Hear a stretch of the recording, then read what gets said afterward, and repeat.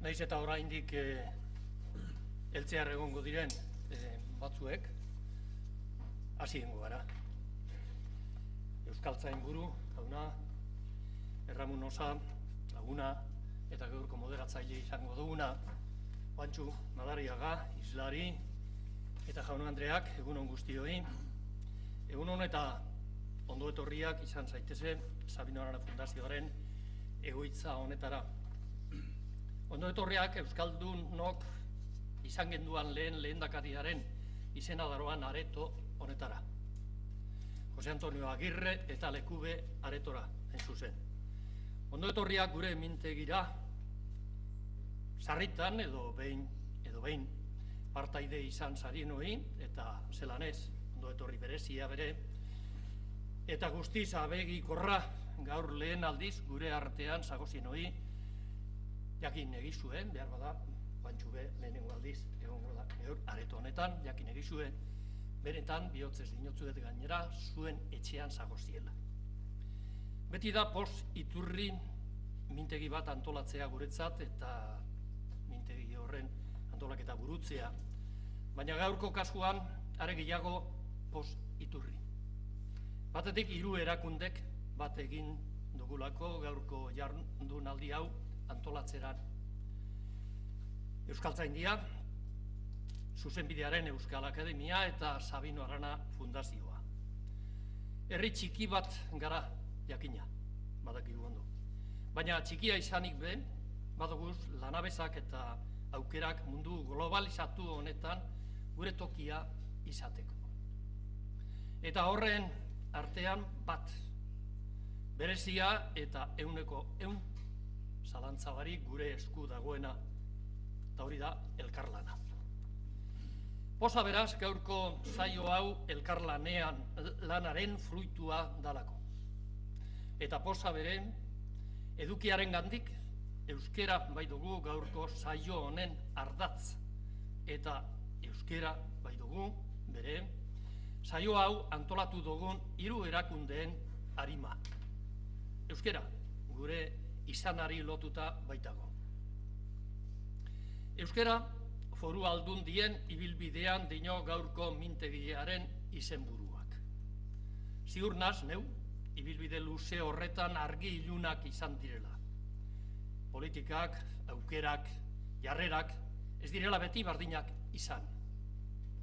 Abestiak dinon legez, ziur naz, Euskararen ibilbide instituzional horretan izan dela putzu, sakon eta ilunik, baina gaur, gerotxoago, aurkeztuko dugun liburuak azaltzen dauan legez, izan da loraldirik bere. 1997-tik, 1993 doazen urteak, urte benetan oparoak izan ziren Euskal Gintzarako eta urte horretan bere, kokatu behar duguz Bizkaiko eta Gipuzkoako Foru Aldundien Euskararentzako hizkuntz politika baten oinarriak. Eta atzera begiratzeagaz batera, aurrera begiratu gura dugu. Gure 3 Foru Aldundiek Euskarari buruz legealdirako dabezan lehentasunak mai gainean ipiniz eta eztabaidatuz. Galdera izan daiteke herritik erakundeetara, edo erakundeetatik herrira, nondik nora eragina. Neure uste apalean, antzua eztabaida. Batetik erakundeak, herri erakundeak direlako, eta bestetik eragina, elkar eragina izan behar daualako. Gauza bat argi baitago, neuretzat behintzat. Administrazioen Foru Aldundien auspoagaz bakarrik euskerak jai daukala. Baina auspo hori barik ez dugu helburua lortuko inoz ere. Euskararen normalizazioa, euskera egunerakotasunean bidelagun izatea, ez euskera hizkuntz txikia izan bere, hizkuntz nagusien urrandietan berezko tokia izatea, guzti hori elkarlanik ez badago ez da inoz lortuko. Elkarlanean dago beste behin, barriro be, gaur egun honetan be, koska.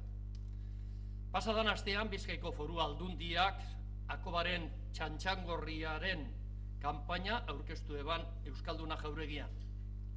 Simbolo bat, ez da besterik, baina hori da bidea.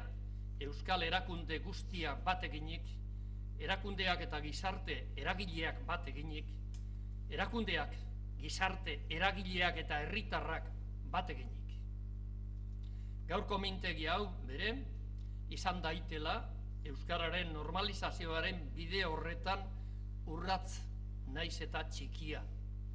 Baina, bere txikitasunean, hemen gagozan guztion auspoa daroana. Jaun Andreok, hasiera honetan zuen arretagaitik, mila esker, Urrutia jauna.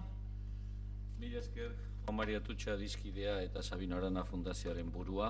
Egunon guztioi, eskeranitz ona urreratzearen, nola ez lehenengo eta behin Sabino Arana Fundazioaren burua agurtu ondoren, baita ere gurekin gaur Juan Madriaga, Nafarroko Unibertsitate Publikoaren irakaslea dagoena eta honelako gaietan aritua, eta zuek ere hemen saudetenok. Egia esan behar baldin bada, eskertu beharrean gaude bai Euskaltzaindiaren ikuspegitik eta bai Zuzenbidearen Euskal Akademiaren ikuspegitik honelako mintegi bat eratu ahal izan dugulako. Ez da ohikoa izaten gure artean bi gai hauek, alde batetik Zuzenbide eta bestetik hizkuntza lotzen dituen ekimenak plazaratzea eta ekimenak gizarteratzea. Gaur hori egiten dugu, besteak beste ospatuko dugulako eta gizarteratuko dugulako orain dela 100 urte, 1917 urtean, Bizkaiko Foru Aldundiak lehen dabizikoz esku abertzaletan egon zan hartan bultzatu zuen prozesua. Bultzatu zuen prozesua euskara bat normaltzeko eta bi normatibizatzeko. Eta biak sartzen dira bete-betean gaurko zereginetan. Guk eurok jakinarren, o jakinezarren, eurok izan ziren lehendabizikoak, aurrekariak, gaur, seguru asko, gero akademikoetan ezagutzen dugun jurilinguistikoa edo Zuzenbidearen hizkuntza zientzia hori aurreratzen gure artean. Beroiek izan ziren, besteak beste, gerora, gerra garaian, gerra garai latz hartan, Euskadiko eguneroko aldizkaria ekarriko zutenak. Beroiek izan ziren, seguru asko, gerora beti Euskaldunok garai zaharretatik defenditu dugun Euskararen ofizialtasunaren lehen zantzuak martxan jarri zizkigutenak. Ez ofizialtasuna bera bakarrik aldarrikatzeko, espada ofizialtasun hori martxan jartzeko, ofizialtasun hori testu gintzan islatzeko. Hainbat eta hainbat itzultzaile, hainbat eta hainbat interprete ez ezagun izan dire historian zehar testuak euskaratzen. Testu mota askotakoak, erlijiosoak, literarioak, oso gutxitan aldiz testu juridiko eta administratiboak. Gutxi hoiek bildu, gutxi hoiek batu, gutxi hoiek erakutsi egin behar ditugu eta horretan ari gara aspalditik unibertsitateetan eta baita ere gizartean, akademietan eta abarrekoetan. Horretara dator gaurkoa ere eta horretan jarraitu nahiko genuke, jakinik hori egiten dugunean, egiten dugula alde batetik eta euskara normaldu eta bestetik zergaitik ez euskara normatibizatu. Eta erabilera juridiko administratiboetan gaur egunean gizarte batek eskatzen dituen funtzio hoien barruan euskarak ere baduela bere presentzia. Garaian, garaiko zertzeladak kontuan eta aintzat hartuta, zer esanik ez, baina garaian garaiko hori gaindituz ere, gerora etorkizuna begira jartzen dena eta etorkizun horretan aurrekariak ezagutu behar ditugula. Hori da gaurko saioa, gaurko alegina. Hori eta gehiago esango nuke. Sabino Arana Fundazioaren eta Euskaltzaindiaren arteko harremanak eta hartu emanak aspaldikoak dira, baita ere esango nuke nahiko genukela olakoak izatea Zuzenbidearen Euskal Akademiarekin. Badira hor nonbaiten Zuzenbidearen Euskal Akademia identifikatzen dutena bakarrik Euskal Zuzenbide Zibilarekin, ez Zuzenbidearen Euskal Akademia, zuzenbide pribatua, zuzenbide publiko eta baita ere euskera bera ere bultzatzen du bere argitalpenetan, bere webunetan eta bere abarrekoetan. Bidegintza horren testigua edo lekuko da gaur aurkeztuko den liburua eta gaur egingo ditugun hitzaldiak, baina lekukotza horretaz aparte ekimenetan ere jarraitu nahi du eta horretarako Sabin Arana Fundazio buruak esan duen bezalaxe, zer hobe elkarkidetza, elkarrekiko lana baino. Elkarrekiko langintza horretan ekin dezagun eta seguru nago bestelako fruituak ere etorriko direla. Zuzenbidearen Euskal Akademiaren aldetik eta Euskaltzaindiaren aldetik horretan gaude eta seguru nago Juan Mari Atutxa ezagututa Sabin Aranaren Fundazioare bide beretik joateko prest dauela. Bidegintza horretan lagun bidaide garela aurrera egin dezagun. Mila esker. Egunon guztioi. Sabin Arana Fundazioaren goiburuak dio atzokoan finkatuz gaur biharkoa bultzatu. Eta nik uste dut gaurko hain zuzen ere jardunaldia eta mintegi honek hori duela ardatz. Askotan gure artean eta gure ondorengoei galdetzen diegunean nondik gatozen, askotan inguruan ditugun erakundeak eta ditugun hainbat baliabide betidanik egon izan direla pentsatzen dute eta nondik gatozen ere askotan ez dakite. Eta nik uste dut importantea dela hain zuzen ere nondik gatozen atzera begiratzea, gaurkoari buruz horren beste hitz egiten dugunean eta batez ere aurrera begirako ardatzak finkatzen ditugunean. Eta gaurko mintegiak ere atzera, nolabait, nondik gatozen horri begiratua eman nahi dio, lehenengo zatian, batez ere Foru Aldundiek zei bilbide egin duten bereziki 20. mendearen hasieratik aurrera eta lehenagoko beste jarduera batzuekin lotuz egin izan duten bilbidea aztertzea du xede. Horrezaz gainera, gero liburu baten aurkezpen bat ere egingo da, eta horretarako ere izango ditugu gure artean Bizkaiko eta Gipuzkoako ahaldun nagusiak, Zuzenbidearen Euskal Akademiarekin eta Sabin Arana Fundazioarekin batera, eta ero pixkat aurrera begira nola jarriko gara, eta horretarako bai Araba, Bizkaia eta Gipuzkoako 3 foru aldundiek aurkeztuko dituzte legealdirako Euskarari dagokionez dituzten helburuak, printzipioak, abiapuntuak, zer lortu nahiko luketen, non egon nahiko luketen legealdi honen amaieran.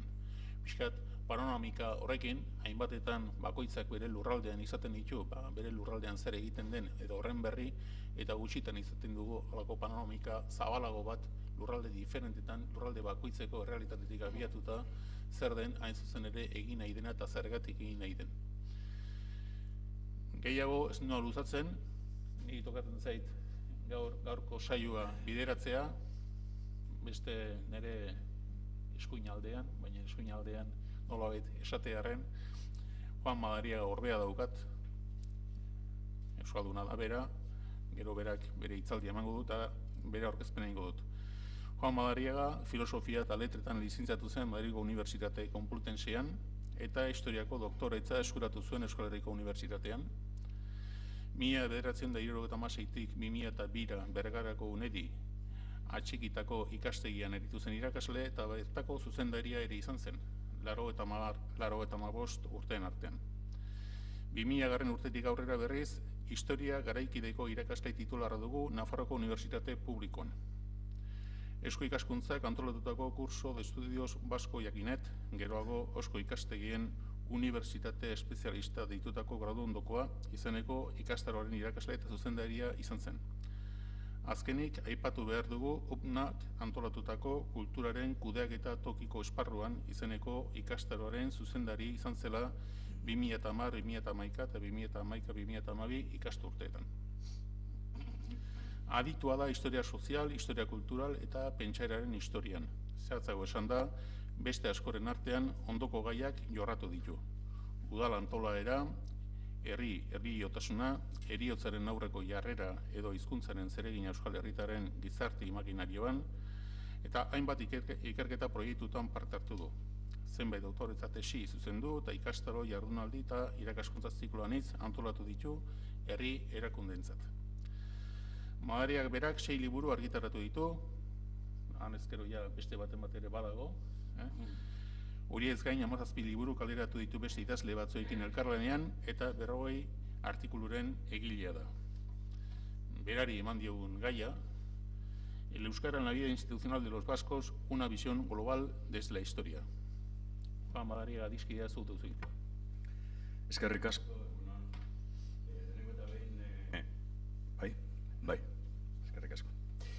Lehenengo eta behin adierazin biot nire eskerrik sentituena, antolatzaileei, hiru erakundei, nirekin kontatzeagatik ekitaldi honetan parte hartzeko. Eta zela denbora gutxi emondoztei eta gu irakasleok oituta gauz berba asko itxeko eta denbora gutxi daukatenez, beste aldetik barik harira joango naiz. Lo primero que quiero comentar, puede ser que en la sala más de uno me conozca y sepa cuál es mi trayectoria, pero para explicar por qué, cuál es el sentido de mi presencia hoy aquí, yo he participado en el proyecto que seguramente la mayor parte de los aquí presentes conocerán, Euskara en Historia Soziala, Euskaltzaindiko egitasmo bat. Ese proyecto, que ya lleva un largo recorrido de varios años, intenta poner en contacto dos elementos que a un historiador como a mí pues nos parecen fundamentales. Un elemento cultural como es central, transversal, como es la lengua y la sociedad en la que se produce esa lengua. Precisamente la semana pasada se presentó el libro sobre la metodología que alimenta este proyecto. Yo participé en él y del producto de mi participación salió no sé cómo calificarlo, este tocho, este libro, Mardula, que se titula Sociedad y Lengua Vasca en los siglos XVII y XVIII. 17 y 18 realmente yo lo trabajé en un sentido un poco amplio, finales del 16 hasta la Primera Guerra Carlista. Bien, y en ese sentido lo que yo voy a hacer hoy aquí es, en esta media horita, dar unas pinceladas sobre algunos de los elementos centrales referidos a las instituciones, porque el libro es Sociedad y Lengua Vasca, abarca un montón de aspectos, abarca muchos aspectos, pero yo hoy me voy a centrar, que es lo que interesa hoy aquí, en los aspectos institucionales. Tengo que decir por delante que a mí me parece que hay 3 instituciones en la sociedad tradicional, en la sociedad antes de la industrialización, 3 instituciones que son absolutamente centrales para el tema que nos ocupa, que serían las instituciones civiles propiamente dichas, municipios, juntas, cortes, etcétera, la Iglesia, la Iglesia como institución y la educación. En cualquier caso, me da la impresión de que no voy a tener tiempo más que dedicarme a lo primero. Entonces, bueno, si esto es así, que seguramente será así, luego en el debate, en el diálogo, si alguien quiere profundizar en temas educativos o eclesiásticos, pues verdaderamente será el momento de hacerlo. ¿Cuál es la metodología que se utiliza en este proyecto? La metodología consiste en intentar recopilar la mayor cantidad de datos documentales posible, todo tipo de documentación, teniendo en cuenta que, como he dicho antes, la lengua es un elemento transversal, que lo abarca todo. En cualquier tipo de documentación podemos encontrar referencias referidas a la lengua.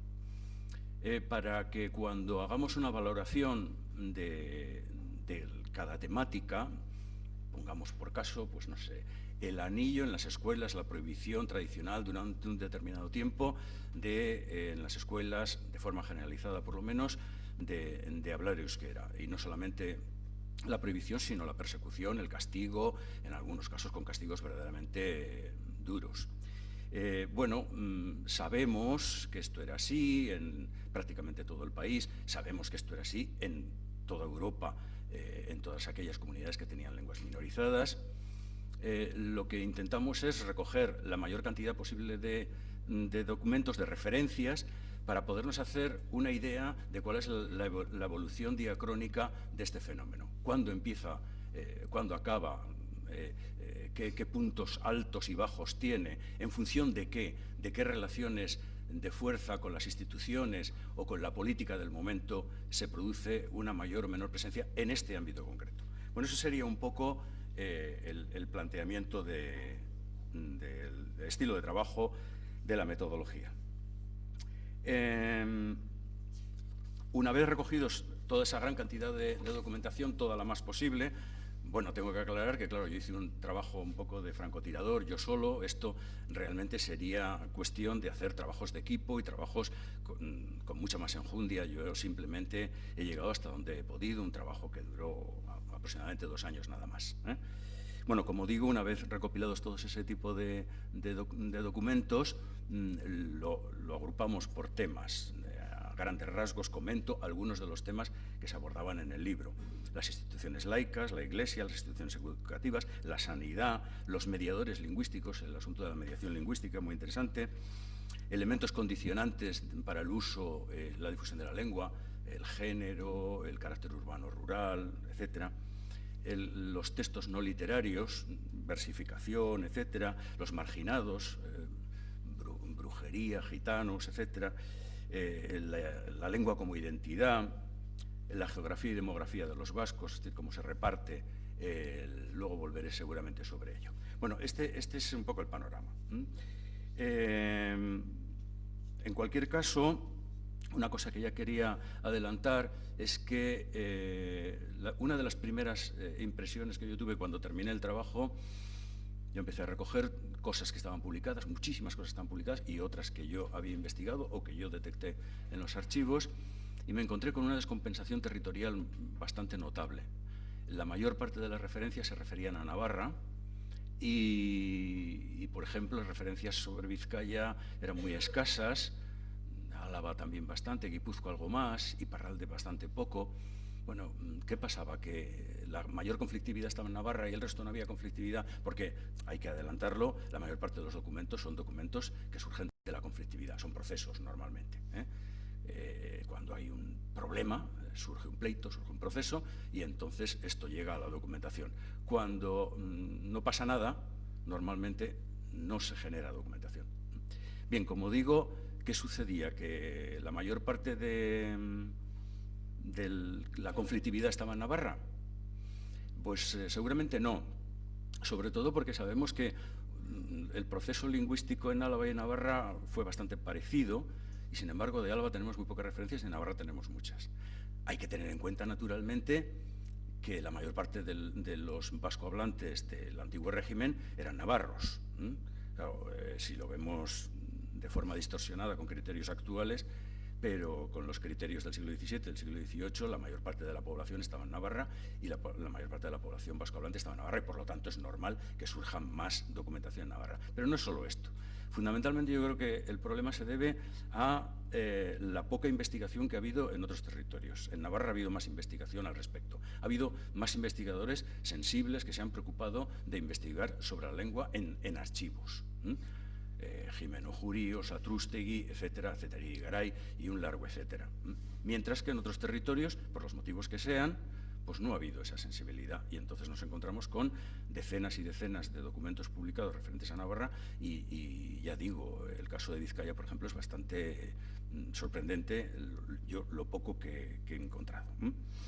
Estoy completamente persuadido de que si hacemos un tipo de trabajo sistemático de explotación de los archivos, como de hecho está empezando a hacer algunos investigadores ya, surgirán centenas de referencias documentales referidas al euskera. Desde que yo acabé este libro hasta ahora tengo en mi mesa de trabajo un montón de referencias más, lo que quiere decir porque me preocupa el tema, y cuando voy al archivo lo miro y lo sigo trabajando. Sin más, voy a hacer una brevísima contextualización de cuál es el periodo anterior a la Primera Guerra Carlista. Y con referencia a la lengua me voy a fijar, y con referencia a las instituciones, claro está, me voy a fijar en dos aspectos, dos momentos que creo son importantes históricamente. Mediados del siglo XVI y segunda mitad del siglo XVIII. Desde un punto de vista institucional, mediados del siglo XVI es el momento de la primera mitad del siglo XVI, es el momento de la consolidación de las monarquías autoritarias en Europa. Y estas monarquías autoritarias, entre otras muchas cosas, aparte de intentar crear un ejército lo más permanente posible, una hacienda propia, en fin, todo lo que caracteriza un Estado moderno, aparte de esto, una de las cosas que van a preocuparse es de institucionalizar un idioma. Normalmente la mayor parte de estas monarquías son multilingües, conviven dentro de estos estados varias lenguas y se elige una. Y es el momento de la institucionalización de una lengua romance oficial frente al latín. La lengua de cultura y la lengua institucional tradicional en Europa hasta este momento, hasta principios, digamos, del siglo XVI, había sido el latín. Estos estados modernos se preocupan de, no de eliminar, pero sí de postergar en la vida institucional al latín y sustituirlo por una de las lenguas que coexisten en ese estado. En este sentido, por ejemplo, el decreto de Felipe II de 1583 sobre enseñanza de castellano en las escuelas sería un modelo típico de alguna legislación de estos estados, pero esto sucede en Francia, sucede en Inglaterra. En Inglaterra, por ejemplo, excluyendo al galés de las instituciones y sustituyendo por el inglés, en el caso español priorizando el castellano, pero fundamentalmente el objetivo esencial no es el de postergar las lenguas minoritarias. El objetivo fundamental es eliminar el latín, sustituir al latín por una lengua romance. En cualquier caso, evidentemente, se opta por una de ellas, y las lenguas que no habían participado de los elementos administrativos y de cultura hasta el momento siguen sin hacerlo, el euskera entre ellas. En la segunda mitad del siglo XVIII es un momento también de grandes cambios, es el momento de la consolidación en el caso nuestro, los estados borbónicos, caso nuestro tanto en Francia como en el Estado español. Y en este sentido es un momento de implantación del regalismo, de la tensión entre el Estado borbónico y la Iglesia, los jesuitas fundamentalmente, con la expulsión de los jesuitas, las expulsiones de los jesuitas de diversos estados europeos occidentales. De alguna manera es el momento en el que se intenta hacer bueno el principio de un Estado, una lengua. Es un momento en el que sí que hay una ofensiva bastante notable frente a las diferentes lenguas distintas de la lengua oficial. En un contexto, como digo, de tensión entre el poder de la Iglesia y el poder civil. Bueno, en ese contexto, ¿cómo evoluciona las instituciones? Y con respecto al euskera. Bueno, en primer lugar, lo primero que hay que distinguir son dos planos: el plano oral y el plano escrito. Como es bien sabido, en el plano escrito existe normativas y existen acuerdos, digamos, tácitos por los cuales toda la documentación debe de ser escrita, en nuestro caso en castellano o en francés, en algún momento de la historia en bearnés también, en Gascón vamos en occitano. Lo escrito, por lo tanto, en principio va a ser escrito en la lengua oficial, todas las actas, toda la documentación, las reales órdenes, las actas municipales, cualquier tipo de documentación. Es por excepción por lo que nos vamos a encontrar que en algunos casos, luego me referiré un poco a ello, que en algunos casos vamos a encontrar documentación en euskera de tipo pues, municipal o de las juntas, etcétera. Pero es por excepción. Precisamente la norma general es que todo lo escrito se escriba en castellano en nuestro caso. Sin embargo, lo oral no. Tenemos multitud de documentación que nos deja claro que buena parte de los debates de una gran parte de las instituciones se hacían en euskera. Luego veremos en cuáles sí. ¿Qué es lo que podemos ver a través de la documentación? Bueno, por ejemplo, podemos atisbar cómo eran las relaciones entre los administrados, entre los vecinos y las instituciones. Es decir, en qué idioma hablaba, un señor de un pueblo cualquiera de Navarra o de Vizcaya o de cualquier otro territorio del país, con su alcalde, con un regidor, con el síndico, con el secretario, etcétera, etcétera. ¿En qué idioma hablaban? No cómo se escribían las actas. ¿En qué lengua se empleaba? En las asambleas de los concejos abiertos fundamentalmente, pero también en los concejos cerrados, es decir, en los regimientos o en los concejos abiertos.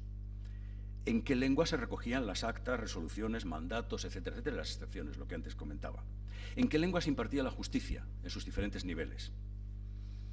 Y todo ello con una matización que yo creo que es importante, que es cómo se daba todo esto en función de la distribución de rural y urbano.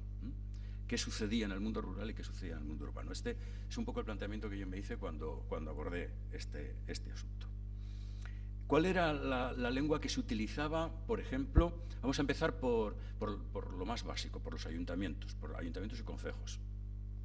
¿Cuál era la lengua que se utilizaba, por ejemplo, en los concejos abiertos o en los debates de los ayuntamientos rurales? Pues normalmente la mayor parte de la documentación que tenemos al respecto es que estos debates se hacían en euskera en los territorios euskaldunes, naturalmente, que era pues más o menos desde la llanada alavesa, Tafalla, hacia el norte. Por ejemplo, documentación, pues para ilustrar un poco y para que no resulte demasiado aburrido. Por ejemplo, en un pleito de Zirauki de 1645-50,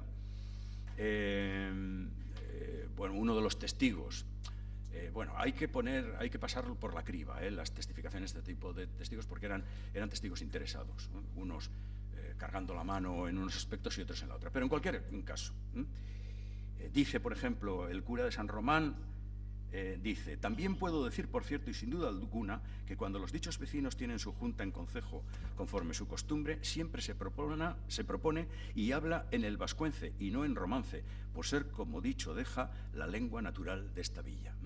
Bueno, sería interesante, pero no vamos a tener tiempo, las calificaciones de la lengua en la documentación.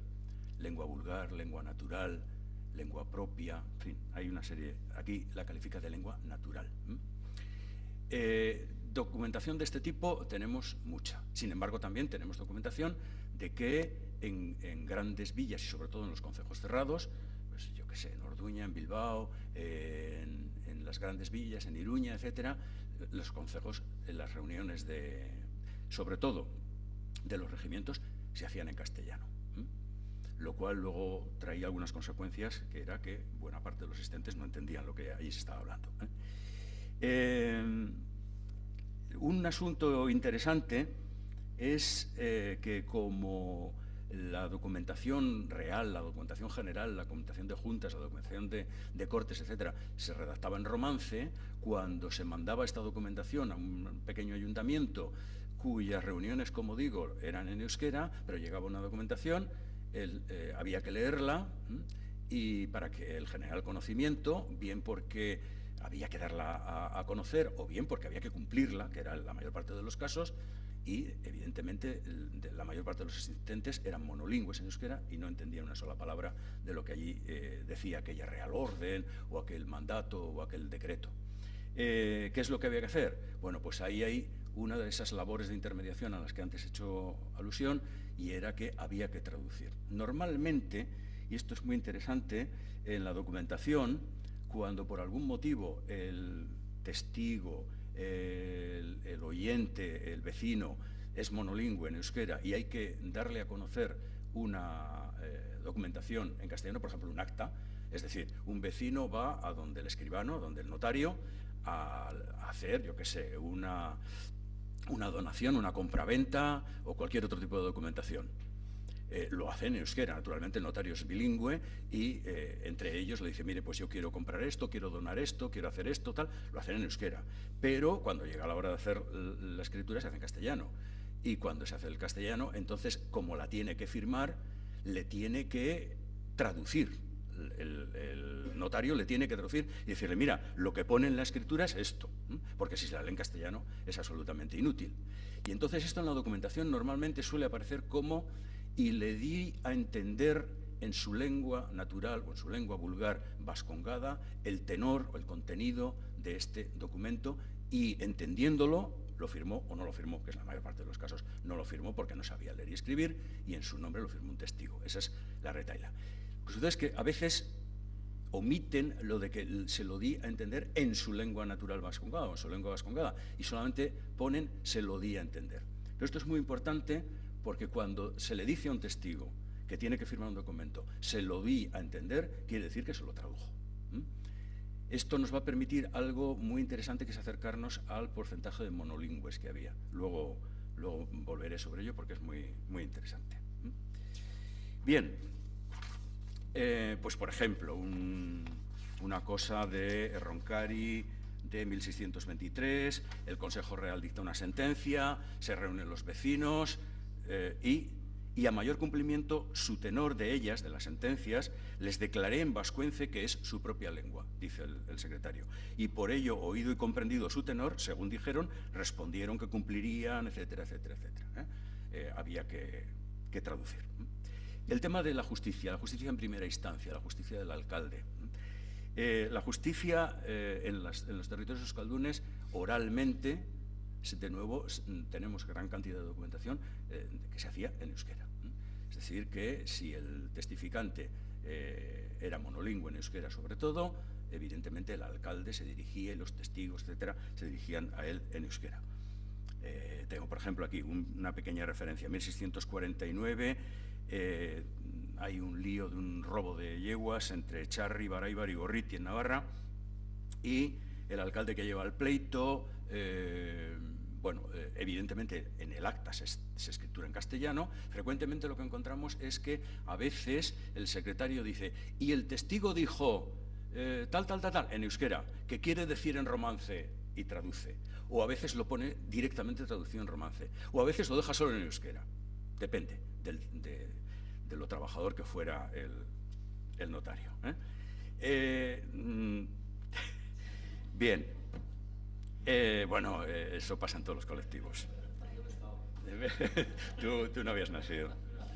Bueno, entonces, por ejemplo, dice en este caso, y el de Echarri dijo que él no tenía que jurar ni declarar, sino que lo probara el acusado, quien a esta razón dijo, Echarrin ladronak diré, eta aek eraman dizkidate duda bake ek behorrak ez dire bere buruan jon, que quiere decir, ladrones hay en Echarri, y en ellos sin duda me han llevado mis yeguas que ellas no han ido de por sí. Bueno, este tipo de documentación interesante para saber que efectivamente la justicia se impartía en euskera, al menos en los municipios en los que había un colectivo de monolingües vascos suficientemente importante. También tenemos otro dato interesante que es una cosa que, en la actualidad ha sido muy conflictiva en los últimos años en Euskal Herria y lo sigue siendo en algunos territorios de Euskal Herria, el garantizar que los funcionarios públicos sepan la lengua del pueblo, sepan la lengua en la que se van a encontrar con los vecinos pues cuando hay una denuncia.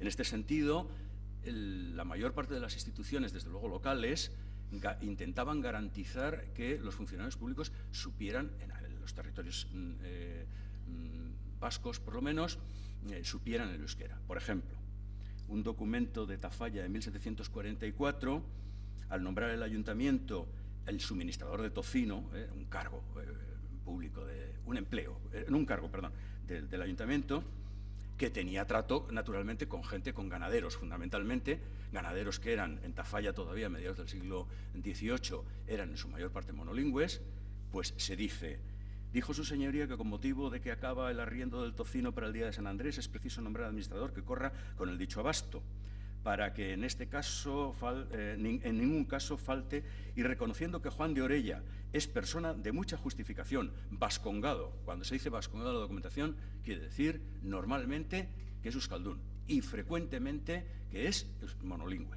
Frecuentemente vascongado quiere decir que en este caso no, este era bilingüe. A veces en la documentación aparece como cuando se dice vascongado cerrado quiere decir monolingüe, que no sabía ni una palabra de castellano. Y con mucho conocimiento del país donde se crían los cerdos, dice. O sea que características que tenía que tener, que supiera de cerdos, que supiera euskera y que era persona de mucha justificación. Claro, exactamente, como debe ser. En algunos territorios, como por ejemplo en la Baja Navarra, la garantía de que los funcionarios conocían el euskera estaba garantizada por ley desde tiempos muy antiguos. Por ejemplo, el fuero de la Baja Navarra, que no es traducido en euskera ni en francés, sino que está redactado en occitano, dice: per administrar justici merterà tiendra oficials naturals natius del rajón e otras terres de sa majestat, e són trobats suficients capables que sapin entendir lo lenguaje di país. O sea que los funcionarios públicos de la Baja Navarra tenían que conocer el lenguaje del país. El lenguaje del país, evidentemente, era el euskera. Antes he insinuado de pasada, y lo comento muy rápidamente, ¿qué pasaba cuando en determinado tipo de instituciones, por ejemplo, en determinado tipo de regimientos de grandes ciudades, de Donostia o de Tolosa o de Iruña o de Tafalla, las asambleas se hacían en castellano, las actas se recogían en castellano, bueno, y originariamente en Donostia, por ejemplo, en Gascón, se hacían en romance, y sin embargo acudían gentes, representantes que no sabían castellano, pues surgían problemas. Y en este sentido hay toda una ofensiva desde finales del siglo XVI y hasta mediados del siglo XVII de prohibir asistir como representantes, como concejales, como diputados, etcétera, etcétera, a estas reuniones municipales aquellos que no supieran castellano. En concreto, en Guipúzcoa, que es el territorio más conflictivo al respecto, las Juntas Generales de Rentería de 1571 por primera vez dictaminaron que se exige saber leer y escribir. Claro, saber leer y escribir en castellano, se da por supuesto. Es decir, con lo cual se excluía no solamente a los monolingües vascos, sino a aquellos que no sabían leer y escribir. Es decir, la mayor parte de la población, más del 80 o el 85% de la población en este momento no sabía leer y escribir. Con lo cual, evidentemente, lo que se planteaba era un elemento de oligarquización de estos regimientos. Pero por lo que a nosotros nos interesa en este momento, como digo, en diversos territorios hay normativa en este sentido. En el caso de Navarra, las Cortes de 1628 dan una normativa que me parece muy interesante, porque dice: ordenamos y mandamos que los jueces inseculadores no inseculen en los oficios de alcaldes, jurados, regidores, merinos y justicias a personas que no sepan leer y escribir, igual que en Guipúzcoa. Dice: pero si no es en caso de necesidad y no hallando otras para cumplir el número de la inseculación. Es decir, que la realidad lingüística del Reino de Navarra era tal que la mayor parte de los pueblos no tenían capacidad de mandar gente que supiera castellano y leer y escribir. Y por lo tanto, en caso de necesidad, bueno, pues que vengan euskaldunes y que vengan sin saber leer ni escribir. No era lo deseable para las Cortes, pero tenía una normativa menos estrecha que la guipuzcoana, que era taxativa al respecto. Otra cosa es que luego no se cumplía, y venían las multas, y así venían los problemas y las prohibiciones, etcétera. He hablado antes de las excepciones y voy a intentar ir terminando. De las excepciones en lo escrito. En general, todo lo que es, todas las actas, todos los decretos, toda la normativa se escribe en castellano o en francés. Pero nos vamos a encontrar con un número nada despreciable de textos en euskera.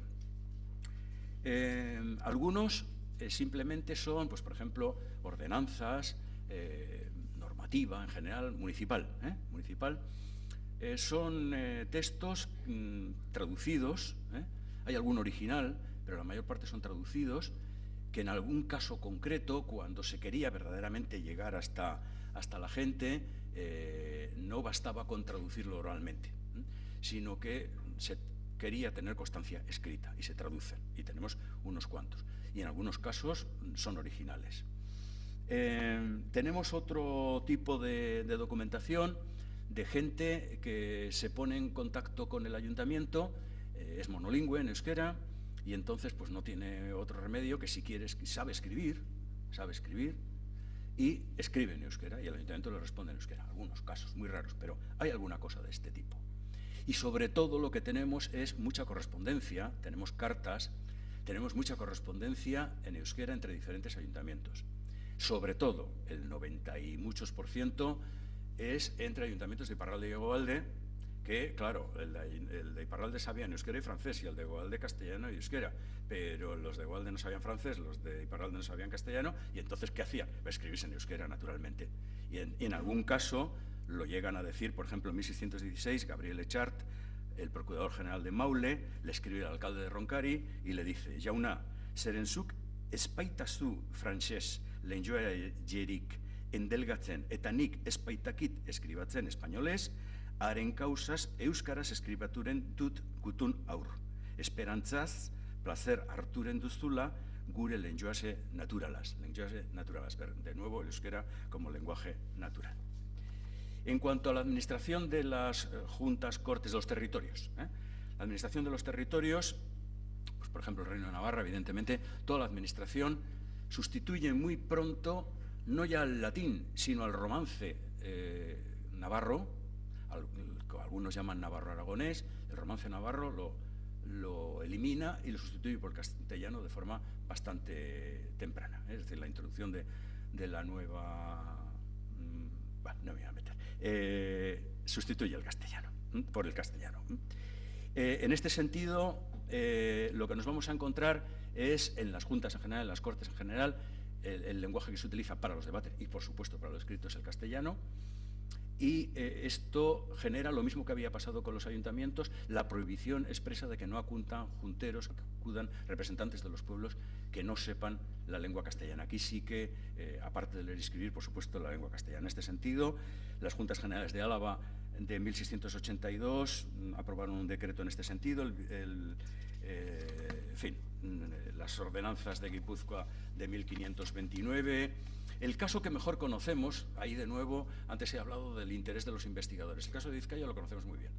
Lo conocemos muy bien, ¿por qué? Por Sagarminaga, porque Sagarminaga habló mucho sobre este, buscó mucha documentación, pero seguramente si nos ponemos a buscar cómo buscó Sagarminaga en Guipúzcoa o en Álava o en Navarra, aparecerán cosas tan interesantes como esto.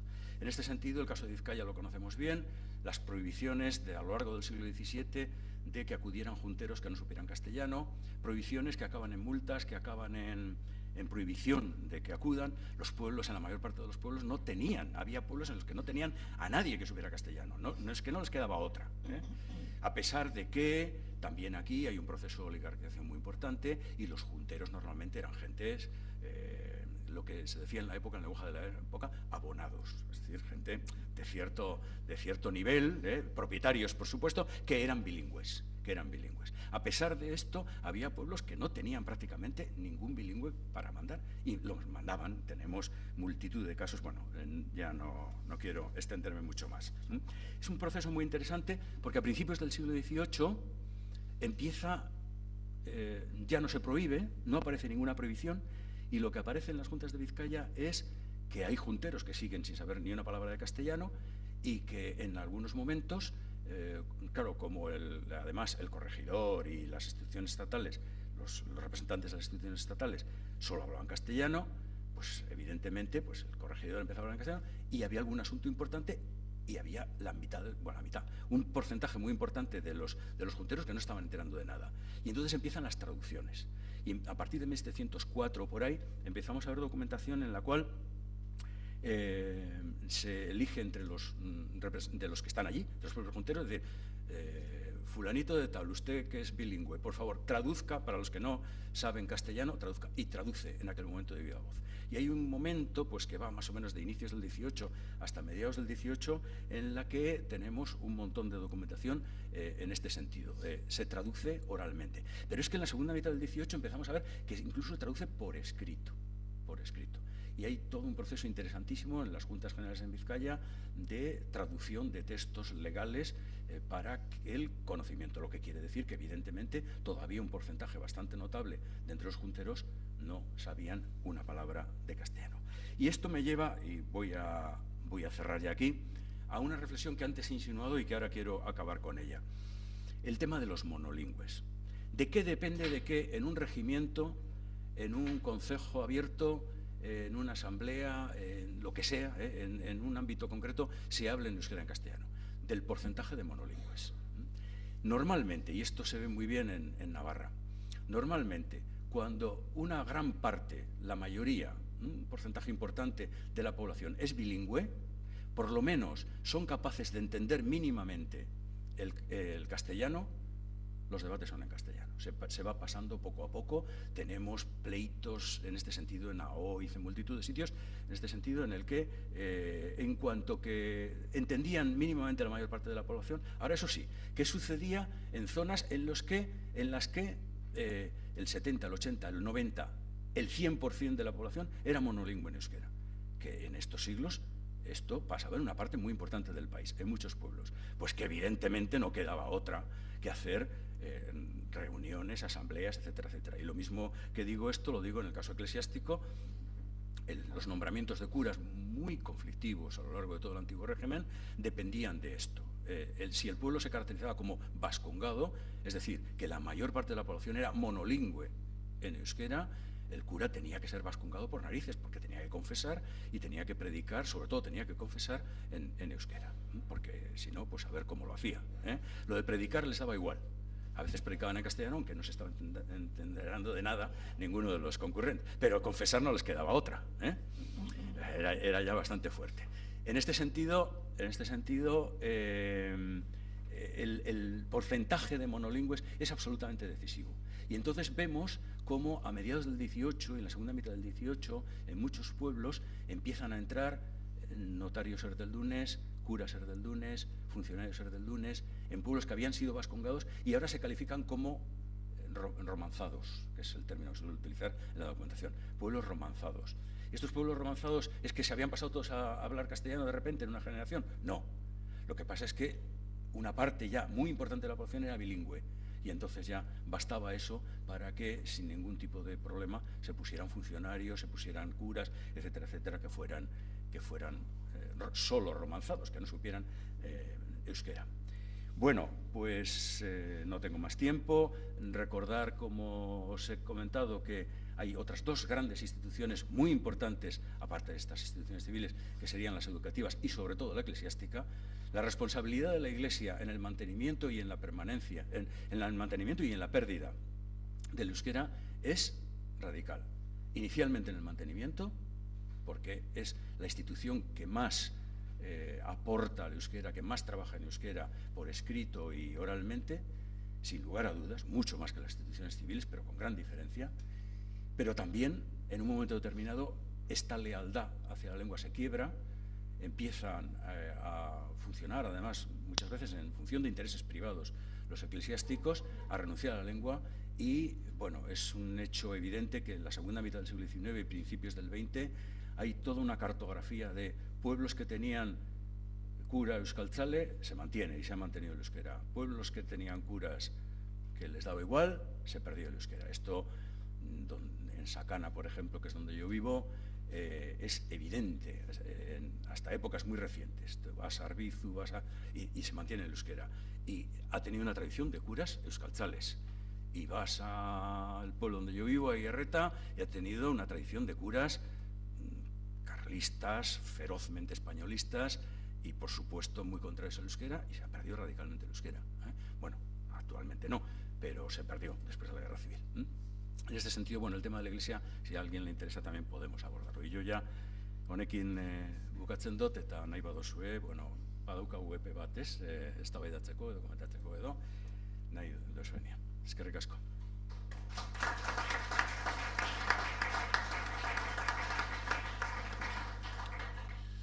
Egingo duguna izango da beste urrats bat aurrera, eta orduan Andres Urrutiaren hitzaldiaren segituko dugu, eta gero bukaeran izango dugu bi hizlariei nolabait galderak eta egiteko modua. Horrela aurreratu egingo genuke.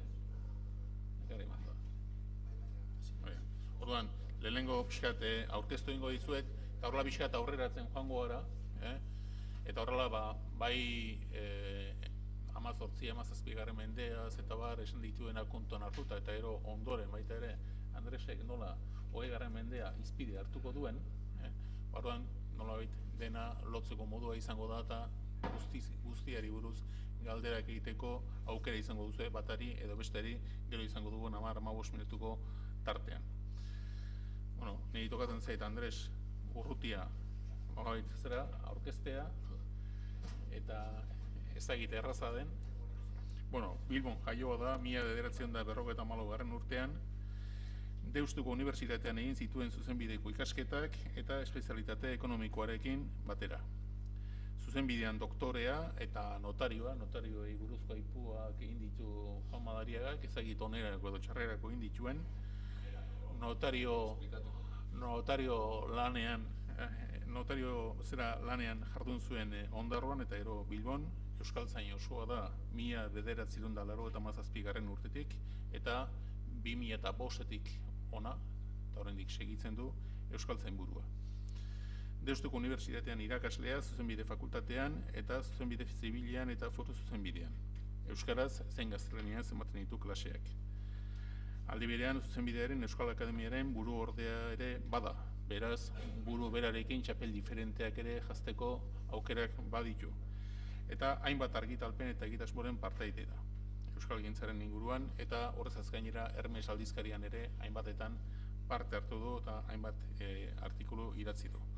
Beraz, berari eman diogun gaia, hausi izan da, Aldundiak euskaraz mintzo zirenean beraz euro asko tartekatu ingo du, nola diapositibak zenbaitetan euskaraz dauden eta beste batzuetan gaztelaniaz, berak nahi duen hizkuntza jardungo du, etorri ala.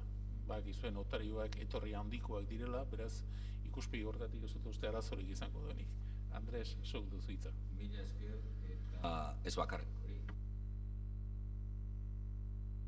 Neko 2005 urtetan notarioa bakarrik arantzela kobratu ez. Euskara eta gaztelaniaren artean arartekotasun linguistikoa eta kulturala egin dugu. Esan dezagun azkeneko 150 urte flojo xamar ibili garela, baina horrekoetan hori ibili gara, buru belarri. Batzutan arantzela gehitzea ere euskaraz lan egitearren. Beti dago aukera badakizu. Kontua zein da? Bueno, kontua da Juan Madariak markatu duen hildoari jarraituz, ni saiatuko naizela 19. buruz aipu txiki bat, labur bat eginez, eta gero 20. mendera bete-betean joanez, eta gainera gaur eskuartean daukagun liburu hau esplikatzen eta azaltzen.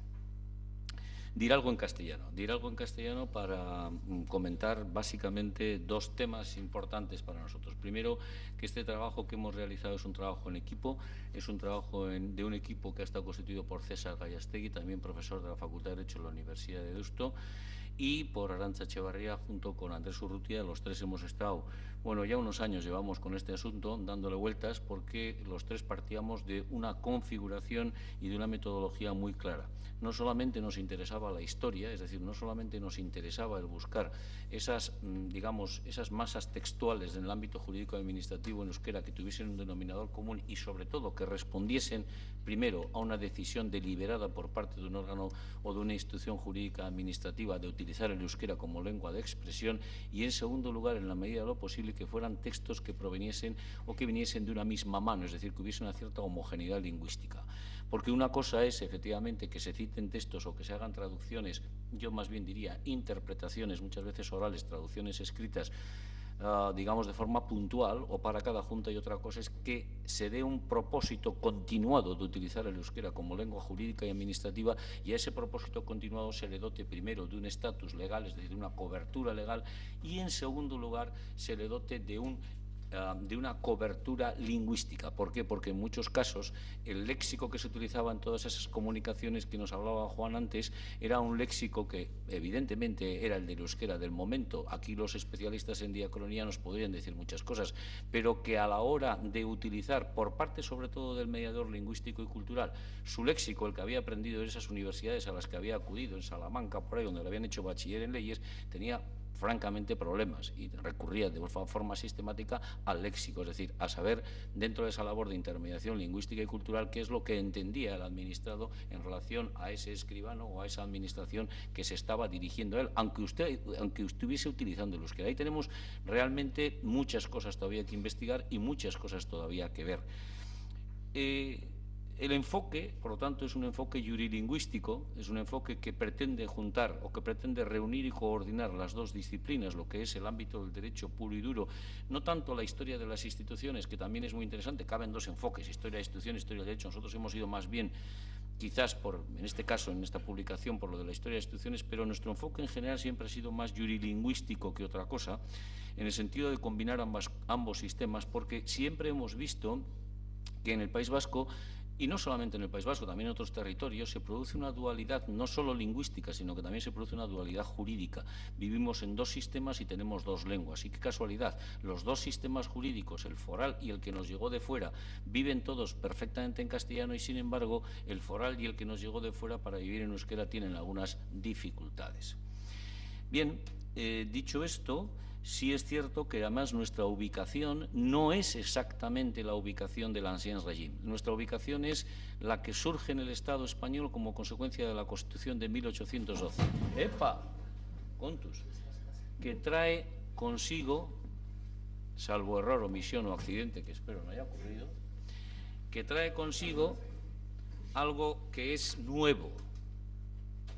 Y es que, a diferencia de las monarquías de los Austria y de los Borbones con un mayor grado de centralización, ahora lo que nos llega es todo un Estado liberal y unificador, que efectivamente no solo unifica mercados, no solamente unifica mercados y para unificar mercados codifica, sino que además utiliza una sola lengua y hace una opción muy clara, ya desde la perspectiva de que la lengua de ese Estado, que comprende además ya los tres poderes clásicos de Montesquieu, sea una determinada lengua, en nuestro caso el castellano.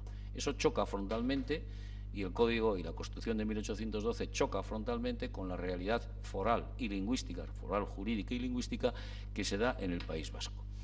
Bueno, pues de eso hemos venido a hablar. ¿Por qué? Pues porque ¿qué hace el régimen foral frente a esa situación en la que ya, sobre todo a partir de la Primera Guerra Carlista, es un régimen casi iba a decir de excepcionalidad? Pues lo que hace es intentar dotar ya al euskera de unos espacios jurídicos propios y unos espacios jurídicos que no se limitan a lo oral, sino que se empieza también a introducir en lo escrito. Por primera vez tenemos un propósito decidido por parte de algunas instituciones forales de utilizar el euskera como lengua de trabajo. No solamente, entiendo yo, y yo luego lo explicaré por qué, como lengua de trabajo a la hora de facilitar la comunicación y la intermediación lingüística y cultural con los administrados, sino yo creo que respondiendo ya a un criterio mucho más de defensa de instituciones propias, de defensa de identidad foral, en el que la lengua, y sobre eso César Gallastegui ha escrito hace poco bastante, en el que la lengua es uno de los elementos, uno de los rasgos distintivos de esa foralidad. Claro, eso supone en un momento determinado también plantearse cuestiones las que yo no voy a incidir, como todo el tema de la oligarquización, es decir, de la utilización de la lengua como un elemento de control dentro de lo que ocurría en las asambleas territoriales y más concretamente en las Juntas Generales de Vizcaya, el no acceso al castellano como tal. Pero eso también tiene un sistema paralelo, porque en el 19 sí que se empieza a instaurar un sistema, o se empieza a instalar un sistema educativo que ya no depende de las escuelas municipales, en las que se le pagaba al maestro por enseñar a los niños en castellano, sino que depende de todo un sistema educacional que viene impuesto, sobre todo a través de la ley Moyano en el siglo XIX, por el Estado español, en el que la lengua española es la lengua vehículo. Claro, todo este mundo rompe el esquema anterior, y frente a este mundo vamos a ver, y sobre todo vamos a estudiar cuáles son las reacciones, no tanto en el 19 sino a principios del 20, reacciones de utilización del euskera en el ámbito jurídico-administrativo al que nos hemos ceñido, que tiene una gran importancia. ¿Por qué? Porque muchas veces son absolutamente desconocidas. Por ejemplo, todo este proceso de utilización por parte de la Diputación Foral de Vizcaya, ya ha perdido el concierto, ya ha perdido los fueros en 1876, y del nombramiento de traductores que específicamente se dedican a ello, coincide con todo el proceso de renacimiento en el que Sabino Arana predica la oficialidad, Azcue sigue predicando la oficialidad e intentan ya entrar en un proceso de normativización de la lengua. Claro, todo ello está absolutamente relacionado y tiene mucho que ver, por ejemplo, con procesos como el que tuvo lugar en las escuelas de Barriado o Escola que en Vizcaya, con todo el proceso de depuración de la norma, de depuración de la terminología, incluso la formulación de una primera terminología en la que entra gente como Koldo Elizalde, Severo Altuve. Es todo un mundo que al final va a acabar cristalizando en una serie de realidades que desgraciadamente luego van a desaparecer, pero que van a dejar la semilla para que posteriormente podamos trabajar en esta materia. Decía, por lo tanto, eta horixe esan nahi nuen, que el siglo XIX contempla un fenómeno nuevo. Juan se ha referido, y con mucho acierto, al bilingüismo de determinados funcionarios. De funcionarios, digo funcionarios, utilizo la palabra funcionarios en el término actual, no en el sentido actual. No, probablemente en el 18 o el 19 llamarle funcionario a alguien no sé si estaría muy bien, más bien querría llamarse secretarios de algo. Pero esos funcionarios ya no vienen del país, esos escribanos ya no compran sus escribanías, ya no le compran al señorío de Vizcaya o al reino de Navarra, ya no le tantean sus escribanías. ¿Por qué? Porque a partir de 1862 esos escribanos tienen un proceso de formación que viene a través de un sistema oposicional en el que la lengua, curiosamente, tiene una pequeña presencia que va a desaparecer en 50, 60 años. Y ahí se produce una ruptura de ese mecanismo de intermediación lingüística y cultural que es muy importante. ¿Por qué? Porque en nuestra mentalidad, digamos, de Estado liberal, en la que todavía vivimos, aunque ya, por fortuna, se ha implantado la idea de la descentralización, y hoy en día no es nada raro, en esa idea de Estado liberal está claro que esos funcionarios son precisamente los mejores agentes lingüísticos que puede tener el Estado para imponer una uniformidad en el ámbito educativo, en el ámbito jurídico-administrativo, en el ámbito judicial, etcétera, etcétera, etcétera. Es decir, se rompe ese mecanismo de intermediación lingüística y cultural que durante el siglo, hasta el siglo XIX prácticamente había existido. Frente a la ruptura que ya empieza en 1839 a vislumbrarse como consecuencia de la Primera Guerra Carlista, frente a la ruptura sí es cierto que los territorios reaccionan. Reaccionan de muchas formas. Yo me voy a referir concretamente a Vizcaya, que también en un equipo que en su día constituimos analizamos todo lo que ocurrió en Vizcaya en el siglo XIX. No es casualidad que desde 1833 las Juntas Generales de Vizcaya tengan, a ver si lo podemos ver, en su reglamento una norma que diga nada más y nada menos que esto. He copiado el de 1854, que es el último que estuvo en vigor. Artículo 29. Está hablando de las sesiones. Se dará principio con la lectura de expedientes y documentos en idioma castellano y se continuará en el vascongado, procediéndose en la discusión en ambos idiomas hasta que todos los apoderados queden suficientemente instruidos de los asuntos que se ventilen. Es importante, hay un problema de comunicabilidad y de comunicación.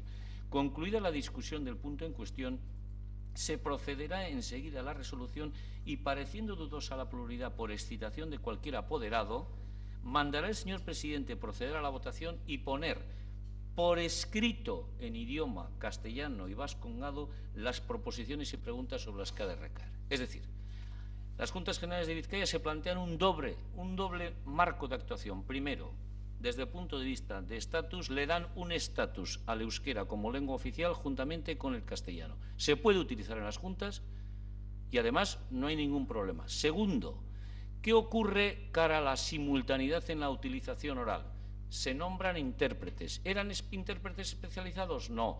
¿Especialistas? No. Eran, como muy bien ha dicho Juan, eran intérpretes que efectivamente muchos de ellos eran apoderados, que eran absolutamente bilingües y que podían hacer esa labor de interpretación. Seguimos todavía en una situación de diglosia, es decir, hay alguien que les traduce a estos que no saben castellano.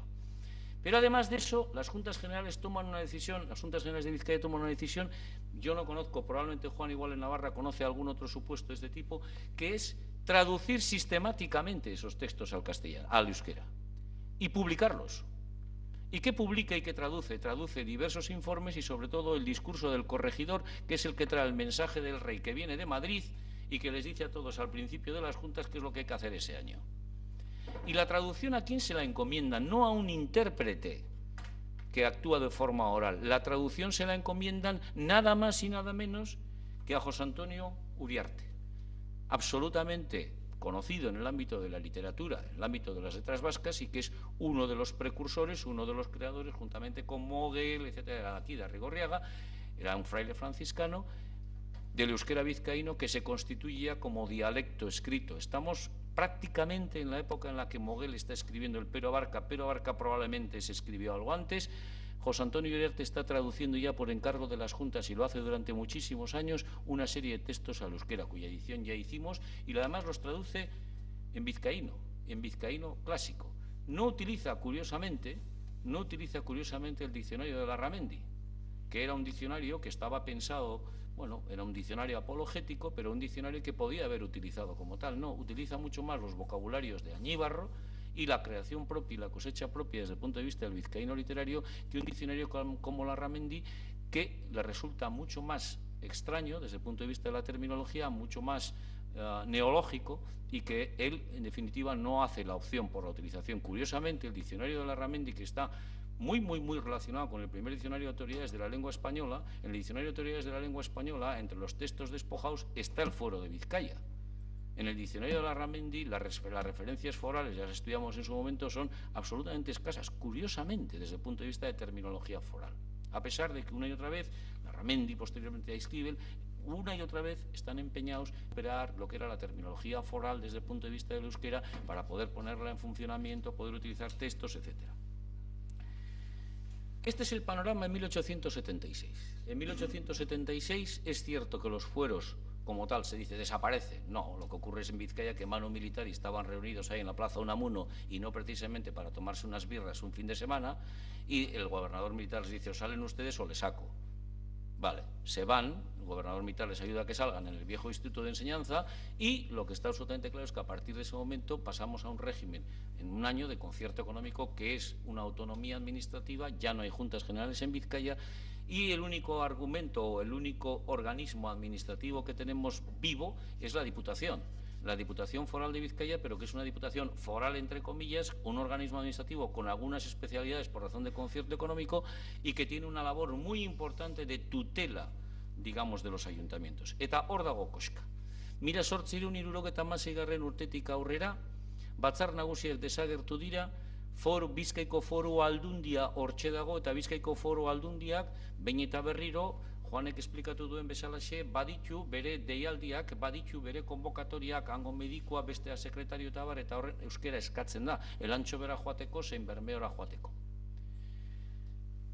Egia esan behar baldin bada, une horretan bertan, hasten dira berbizkundearen lehen movimientua. Sabino Arana martxan jartzen da, Sabino Arana en propaganda lana horrekartzen du, Sabino Arana bera Foru Aldundiko foru diputatua da, eta hainbat aldiz defendatzen du euskararen presentzia, eta baita ere foru zuzenbidearen presentzia, era berean Azkue aldi berekoa izan da, hor hasten da, eta hor hasten da euskara bera goratzeko eta euskara bera aurrera eramateko aleginetan hasten dira. Alegin horiek oso desberdintxua dira. Batetik euskararen ofizialtasuna eta euskararen erabila aldeztu nahi delako, eta bestetik ere euskara bera erabili nahi delako euskara administratibo, euskara maila juridiko eta administratiboetan. Non dago horren zehaztapena, non dago horren gauzatze esanguratzuena? Hain zuzen ere, Sota, 1917 urtean, Bizkaiko Foru Aldun nagusia bihurtzen denean, botazioz eta nazionalistak edo abertzalek horren nagusigoa hartzen dutenean, Sotak, eta nik esango nuke Sotak horretan, hemen historialariak badira eta beraiek zuzenduko naute, baina nik esango nuke Sotak hor Kataluniako mankomunitatearen adibide hartu, eta Kataluniako mankomunitatea urte batzu lehenago argi erabakizuelako Katalana izango zela hizkuntza ofizial, ondorio juridiko eta administratibo guztietarako, Sotak kargu hartzen duenean, kargu hartze hitzaldian argi esaten du euskararen aldestea, euskararen sustatzea izango dela bere helburuetarikoen behinenean artean behar bada garrantzitsuena. Eta lehenengo agindua da esatea Bizkaiko Foru Aldundian solairu bakotxean egongo dela halako pertsona bat euskeraz dakiena, euskaldun jentea ara joaten denean, jauregira joaten denean, atenditua izan dadin euskararen aldetik, eta euskaraz. Baina ez bakarrik hori.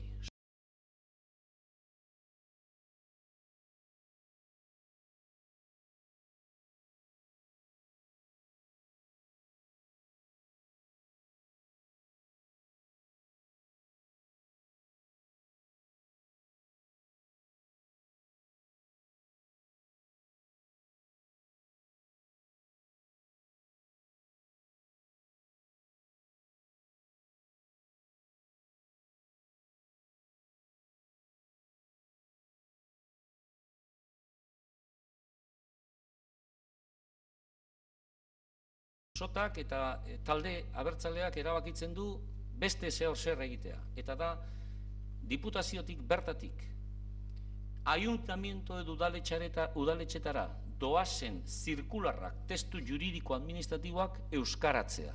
Eta horretarako euskaratze bide horretan itzultzaile bat izendatzea.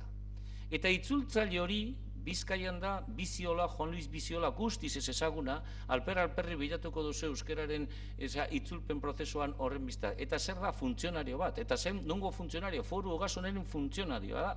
Eta Foru Ogasunaren funtzionario horri egosten zaio hori egiteko sistematikoki ez bakarrik itzultzeko espada euskarazko testuak zuzentzeko ere. Modernotasunik handiena ezin da bilatu.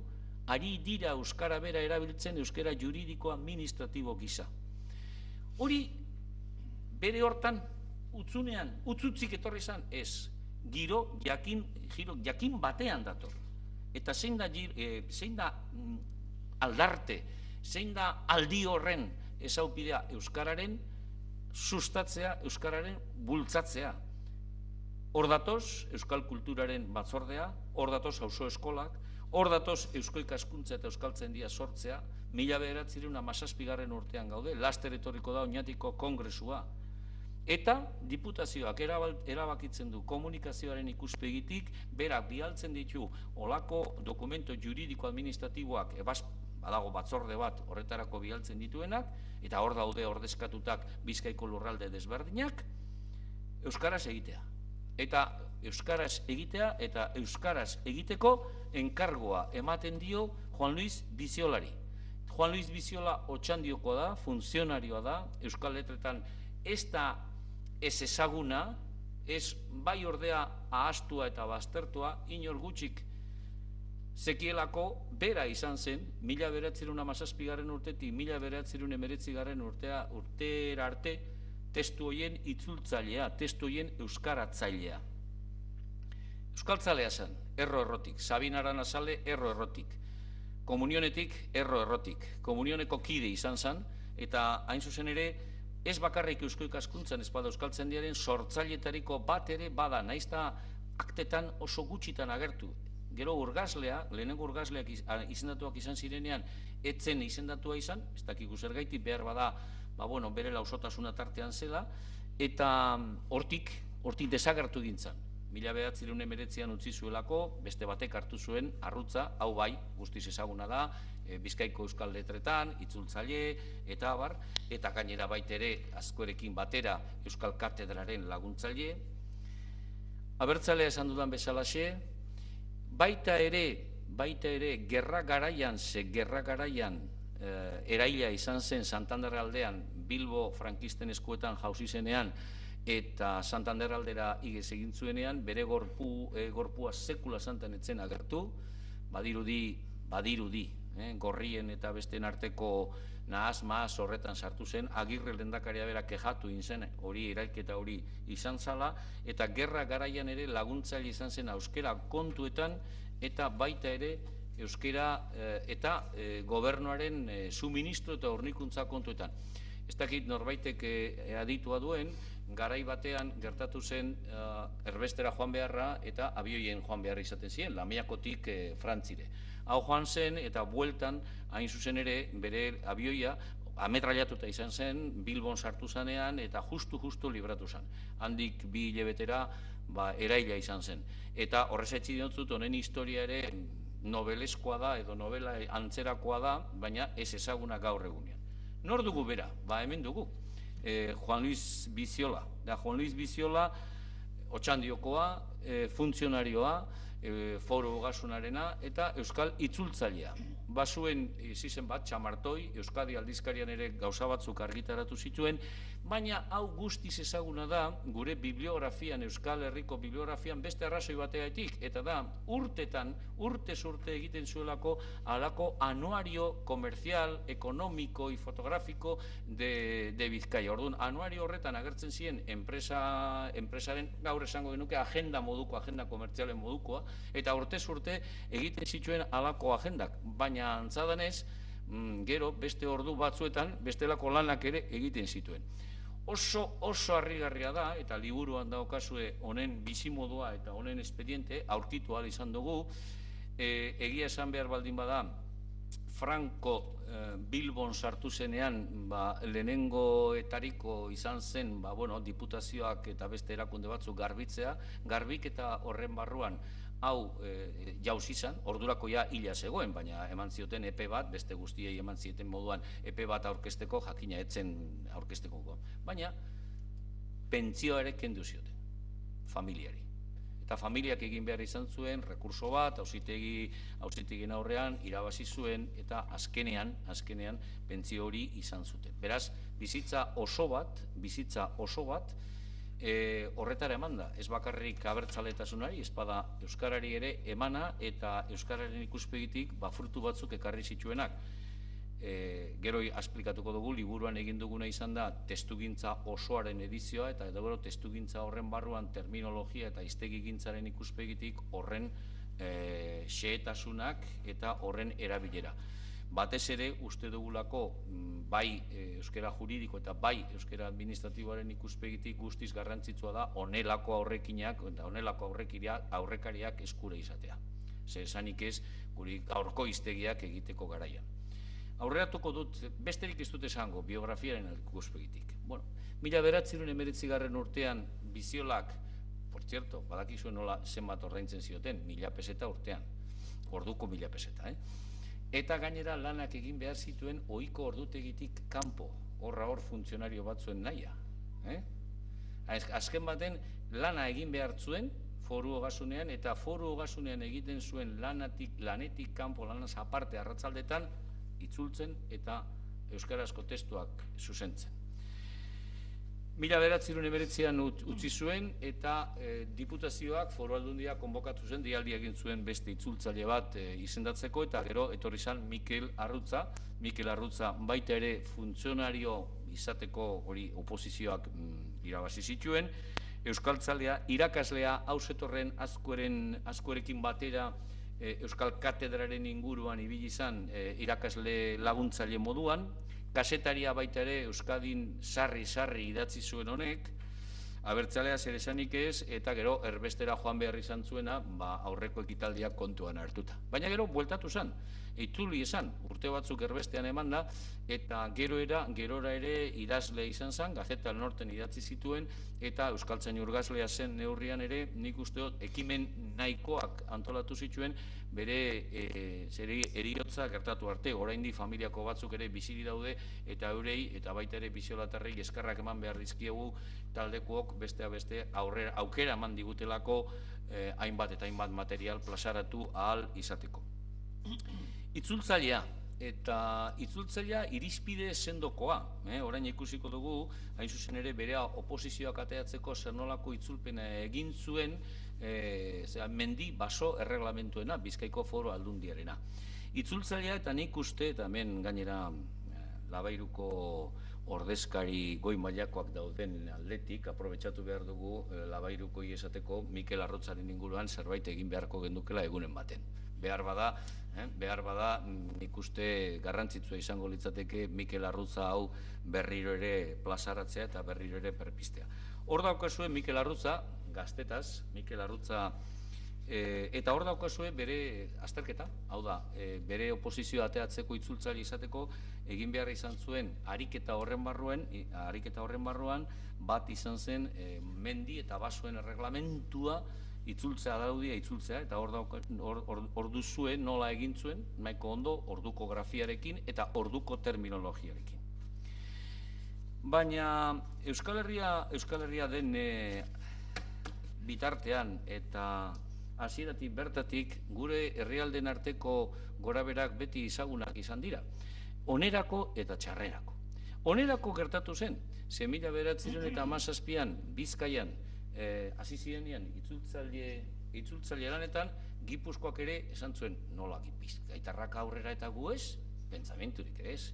Eta Gipuzkoan ziren karlistak hasi ziren baita ere zirkularrak itzultzen.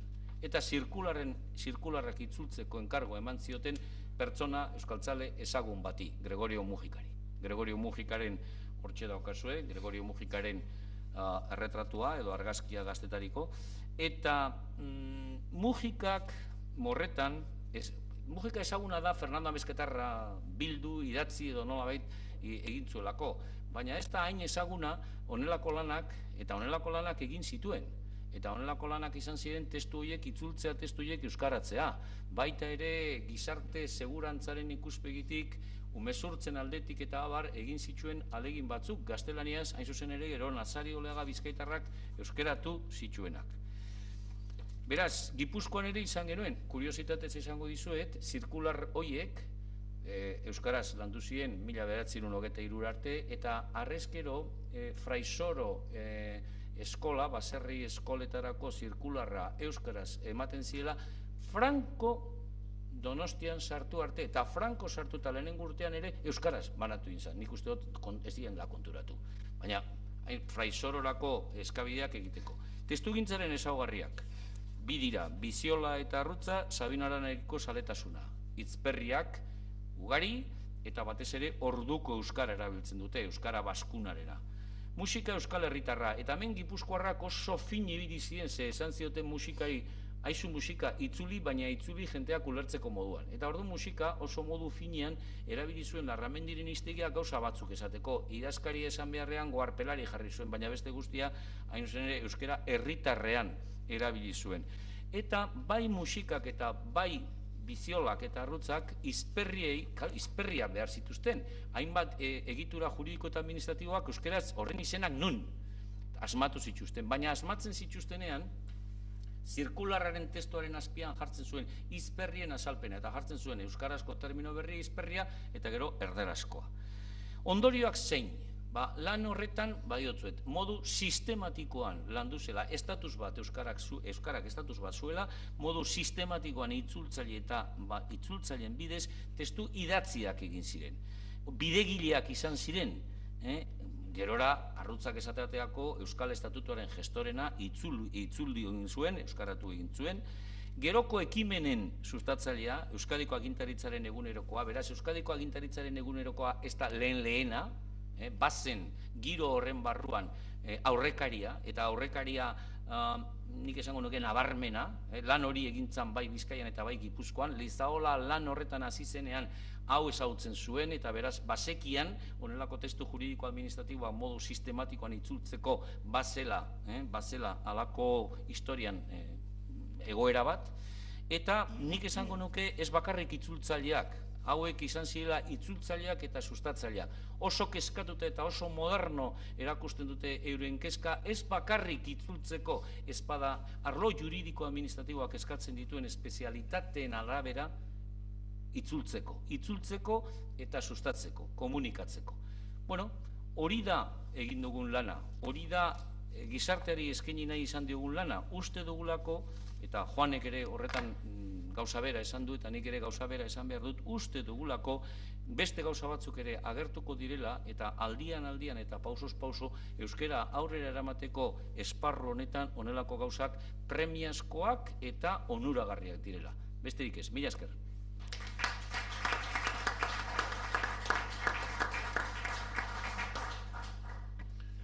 Ikusi guztuen nola notarioak etorria baduen.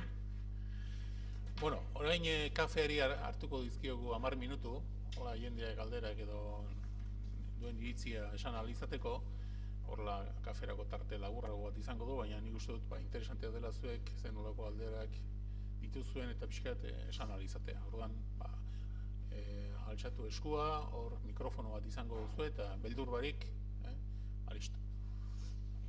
Ikusten txut hemen oain Zeberio eta hemen, Adolfo, zeregina hartu duzu, Labairuan izenean egitekoa. Bueno, es... A ver, la primera intervención pues es un poco más desconocida para la mayoría de nosotros, pero yo ya consulté la obra de Juan Madariaga y claro, como filólogo pues le he prestado mucha atención a los textos en euskera, ¿no? Que algunos están previamente publicados, otros no, pero es una caja de sorpresas, ¿no? En ese sentido, únicamente desde el punto de vista lingüístico, ¿no? Y quería, pues, no le conocía a usted personalmente, pues quiero en ese sentido mostrar pues ese agradecimiento por ese tratamiento global de la situación del euskera en un periodo tan largo. Andresen gainean, hor ez dago galderarik. Andresen gainean, Arrutza, Mikel Arruza, Aranatarra, nik ez dakit, Trubaren ipuinak ere idatzi. Bai, gerokoak. Trubaren ipuinetan nik esango nuke, obra literario bata, hor aranismoa baino ez dakit nik askoeren gandik hurbilago ikusten dudan susmoa. Hori, bata hori, eta bestea, Uriarte ez da Larramenditarra, baina, nik esango nuke bai Gipuzkoako eta Bizkaiko klasikoak eta Jose Antonio Uriarte Bizkaiko klasiko bata, azken baten, Mogelen urrengo Mogel eta Zabala eta Añibarroren urrengo belaunaldikoa, belaunaldi bat atzeragoko edo gehitxo. Bueno, neure ustez, hor guztietan, da Gipuzkoako Agirre Asteazuko eta enparaduetan ere, esango nuke, nire ustea da, Larramendiren hitzak erabili bai, baina oso maila horretan zeurekin banator, oso maila apalean, ez da, hori da puntua, ez da. Eta gero Gipuzkoan aipatu duzuna, Gregorio Mujikaren kontua, ez da mira egiteko aipatu duzu Fernando Amezketarraren ipuin bilketa, ez da, hau da, Gregorio Mujikak berak ere agirian du berezko herri hizkera zen importante bat, ez da. Eta Larramendirekin behar bada Euskal Herri aldizkariaren ingurutik, nik uste hori pixka bat eskarmentu txar bat ere bazutela hainbeste Larramendi hitz sartuta, 19. mendearen azken zer horretan, hau da, gehiegikeria horren ondorioz pixka bat beste bide bat hartzeko, ez da, nire. Ikuspegitik edo Batzar Nagusitako ikuspegitik uste dut Uriarte askoz gehiago datorrela Añibarroren Voces Baskongadasetik, Añibarroren Voces Baskongadas jentea asko kontrakoa ustearren, Añibarroren hiztegi horretan hainbat gauza agertzen dira juridiko eta administratibo direnak. Egia da, Arrutzari buruz esaten duzuna. Nik uste dut Arrutza askoz gehiago da Aranazale baino azkuezalea.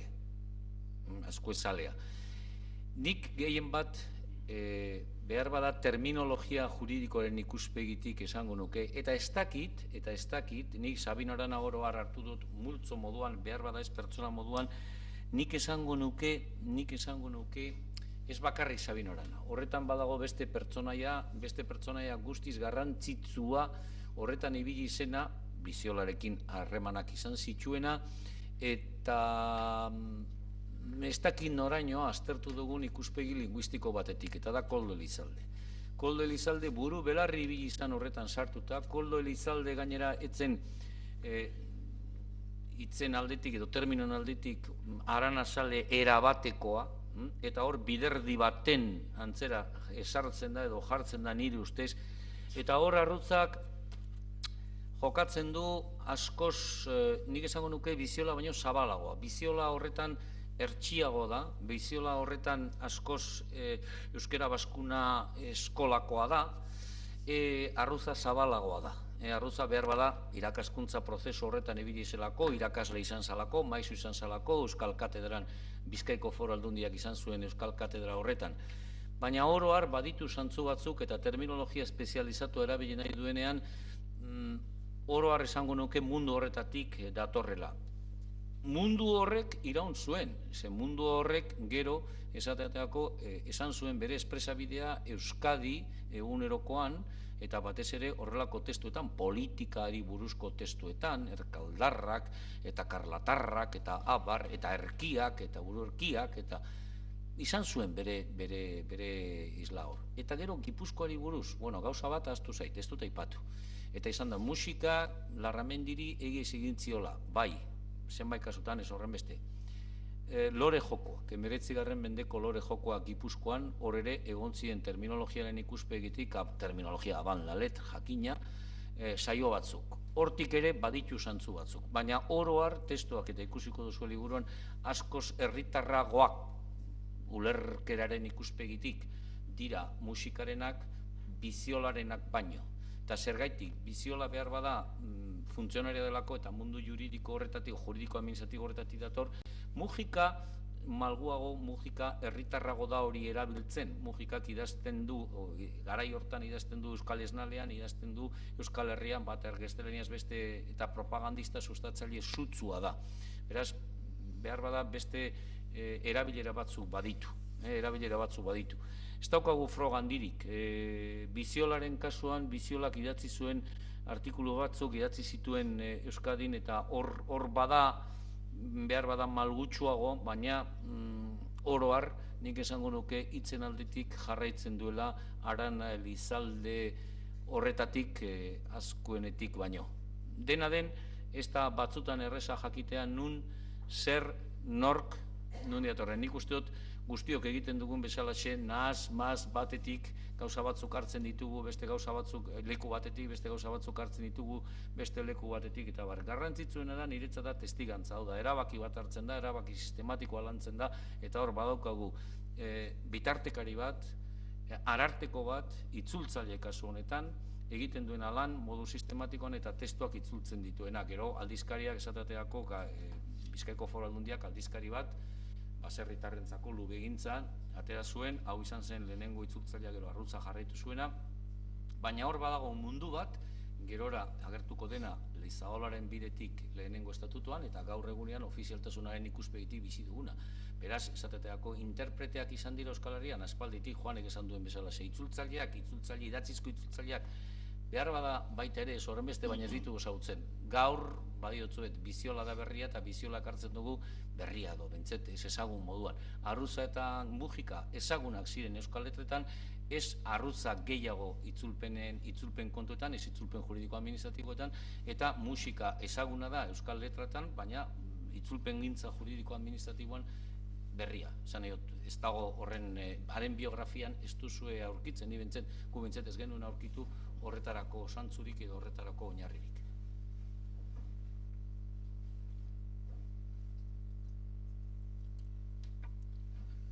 Aldere gehiago.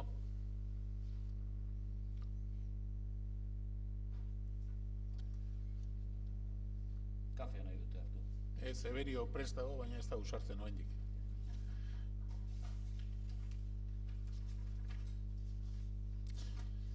Kafe hartu nahi dutela? Bueno, barruan, kaferako tarte hartuko dugu orain, eta 11:30 berriro elkartuko gara eta hurrengo saioari ekingo diogu.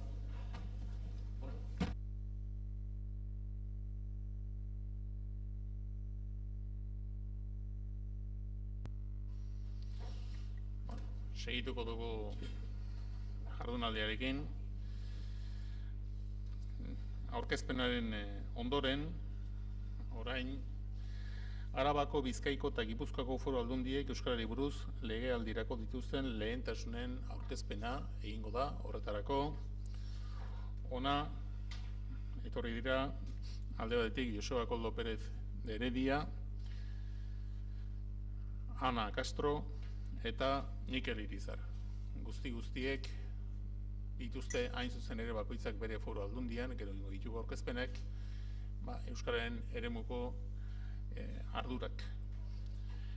Hasi, orden alfabetiko kontuan hartuta hasi ingo gara, Arabatik, Bizkaitik segitzeko eta gero amaitzeko Gipuzkoarekin.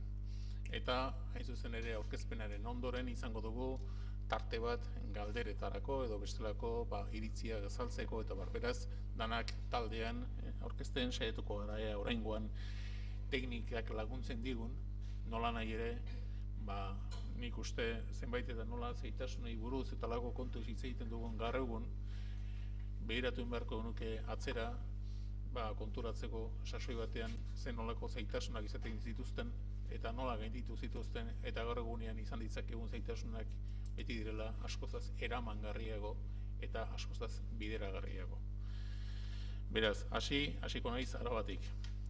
Joseba Koldo Pérez de Heredia, bera administrazio orokorreko goi mailako teknikaria da Eusko Jaurlaritzan, Eusko Jaurlaritzako herri ardurlaritzaren euskal erakundeko prestakuntzak teknikaria izan da 1983ko martxotik 2006ko urrira.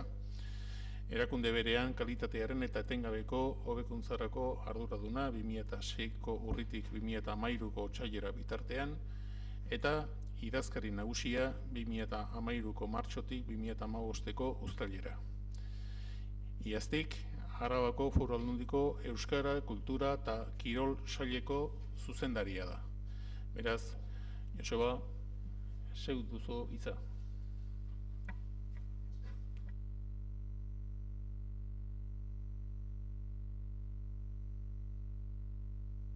Sakatu, barkatu. Mila esker eta egun hona nintzen esaten. Eta mila esker antolatzailei, Sabino Arana Fundazioari, Euskaltzaindiari eta Zuzenbidearen Euskal Akademiari aukera hau emateagatik zertan ari garen, eta gaina leku berean eta egun berean kontatu ahal izateko aukera emateagatik. Hasiko naiz diapositiba kurioso horrekin. Euskara Arabako Foru Aldundian bi zerbitzu desberdinetan esan dezagun kokatzen dela. Batetik, enplegu, merkataritza eta turismo sustapenaren eta foru administrazioaren sailan dago euskara zerbitzua, zerbitzu burua asko ezagutzen duzuen Jose Mari Berasategi izanik, eta bertan erakundiari begira, da barnea begira, aritzen dira.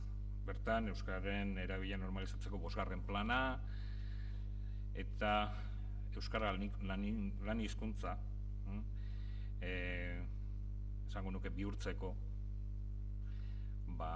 aleinetan egiria. Espero dezagun hemendik 70-80 urtetara gaur ikusi dugun bezalako beste liburu bat aurkezterakoan Gipuzkoa eta Bizkaiarekin batera Araba ere egotea testu horietan. Gu berriz gaude azpiko beste zerbitzu horretan, Euskara Kultura eta Kirol sailean, bertan dago izen bereko zuzendaritza, eta bertan dago Euskaren Foru zerbitzua, 2007-2008an sortua, eta batez ere lotzen dana sustapenarekin lurraldeari begira eta lankidetzan oinarritzen dana ikusiko duzuenez, hurrengo minututan aurkeztuko dizuedan geure lan jardunaren inguruan arituko naizen ez, ikusiko duzue guretzat lankidetza erabat beharrezkoa, besteak beste aukerarik ez dauka holako. Lankidetza dela guretzat klabea. Zerbitzu horrek proposatzen ditu euskararen normalizaziorako eta sustapenerako ekimenak lurraldean, erakundeekin lankidetzan aritzeko proposamenak, beti ere gizartearen eremu guztietan euskara ezartzeko edo biziberritzeko ekimenak eragitzeko eta aurrera jarraitzeko. Ni bigarren horretaz arituko naiz. Beko Euskara Foru Zerbitzuaren lan jardunaz, helburuetaz, eta saiatuko naiz neure interbentzio labur hau helburuetan, eskatu diguten horietan, zeintzuk diren gure legealdirako helburuak azaltzen batetik, eta bestetik zeintzuk diren guretzat lanabes garrantzitsuenak helburu horiek aurrera eraman izateko. 4 lanabes aipatuko ditut. Legealdirako lehentasunak, logikoa denez, Igone Martínez de Lunak, diputatuak aurkeztu zituen batzar nagusietan, iaz 2015ko irailaren 28an, izandako agerpen luze eta emankor esango nukenik talde politiko guztien aurrean, eta ulertu behar da euskara, kultura eta kirola izanik saila bestelako arloetako helburuekin batera aurkeztu ziela. Bai kulturan, bai gure kasuan kirola, gazteria, zein baita ere patrimonio historiko, zein zahar berritze lanetan, zein bestelako arlo guztietako helburuekin batera. Euskara, gizartearen hizkuntza eta komunikabidea izanik, Arabako ondare bezala azpimarratu genuen ulertu behar genuela. Eta Euskal Arabako eta Euskal Herriko berezko hizkuntza izanik,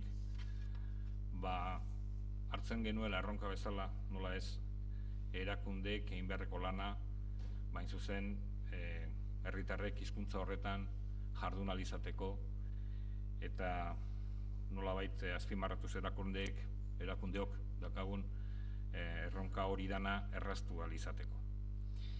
Apurka gaindituz goaz, Euskarak bizi izan duen diglosia egoera Araban, mintzat, esango nuke Euskal Herri osoan noski, baina Araban baita ere.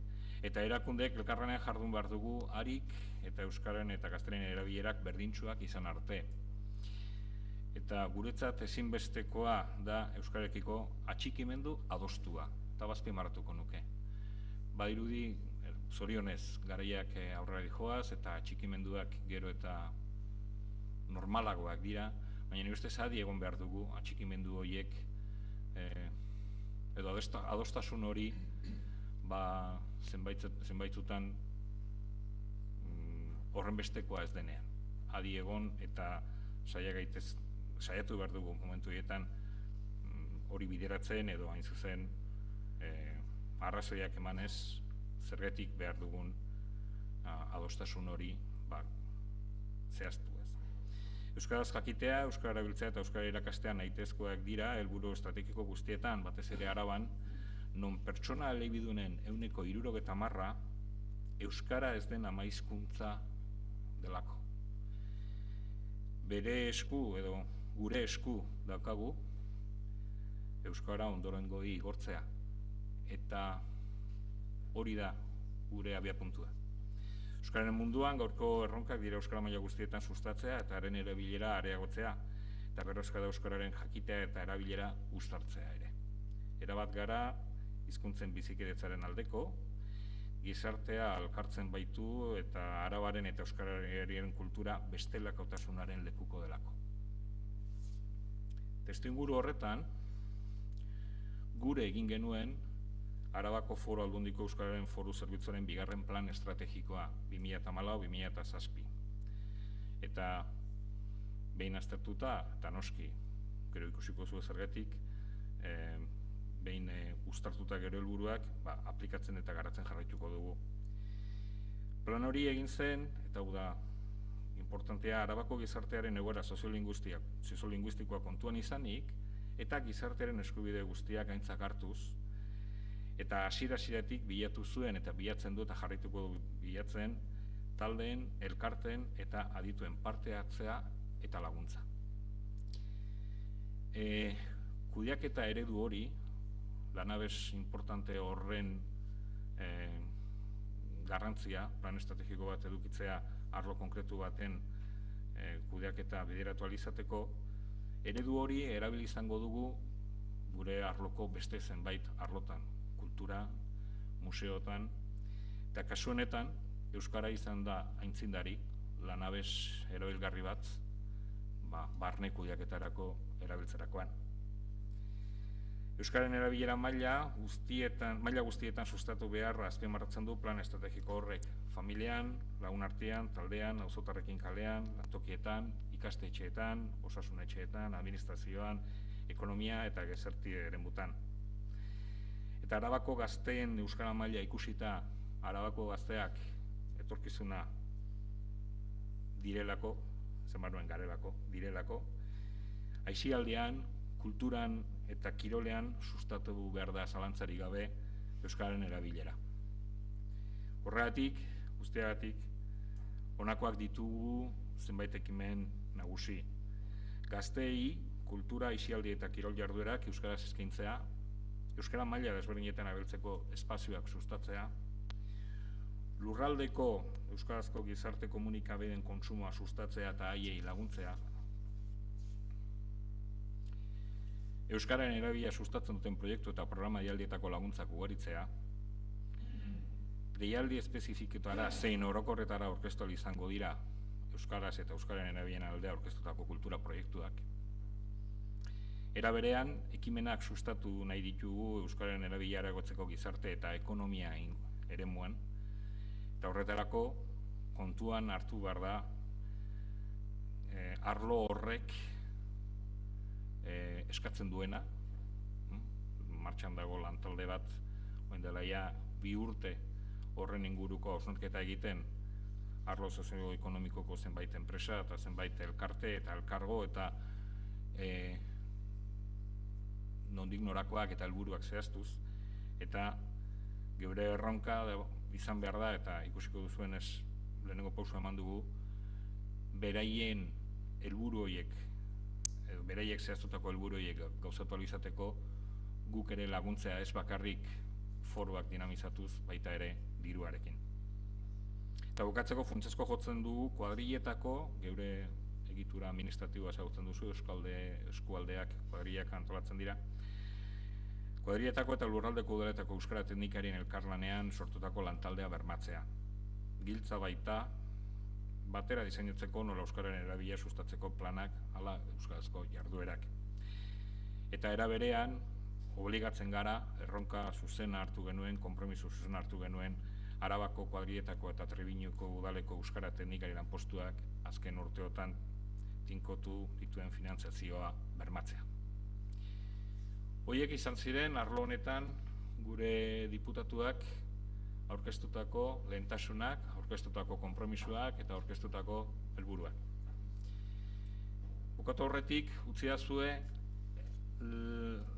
lanlerro edo helburu nagusi horiek gauzatu ahal izateko, guretzat erabat beharrezkoak diren 4 lanabesak zuei labur aurkezten. Batetik aipatu dut plan estrategikoa. Bertan agertzen dira 7 esparru horiek. Ez da lehenengo alegina, bigarrena da, lehenengoa izan zen 2010-2013ko epealdiari zegokiona. Horren ebaluazio egin ondoren bigarrena egiteari erabaki, ekin zioten, eta momentu honetan gaude tarteko ebaluazioa egiten, eta gogoan edukita datorren urtean 2007 izanik, azkenengo urtea izanik, behin betiko ebaluazioa egin behar izango dugula, eta hasi prestatzen 2008-2021 epealdiari dagokion lantresna hori. Hasieran esaten nuen bezala, erreza egin zaigu geure helburu nagusiak, legealdirako helburu nagusiak, bere plan estrategiko horrek aurreikusten zituen ez bakarrik esparruak, helburuak ere ikusita uztarketa lana egitea.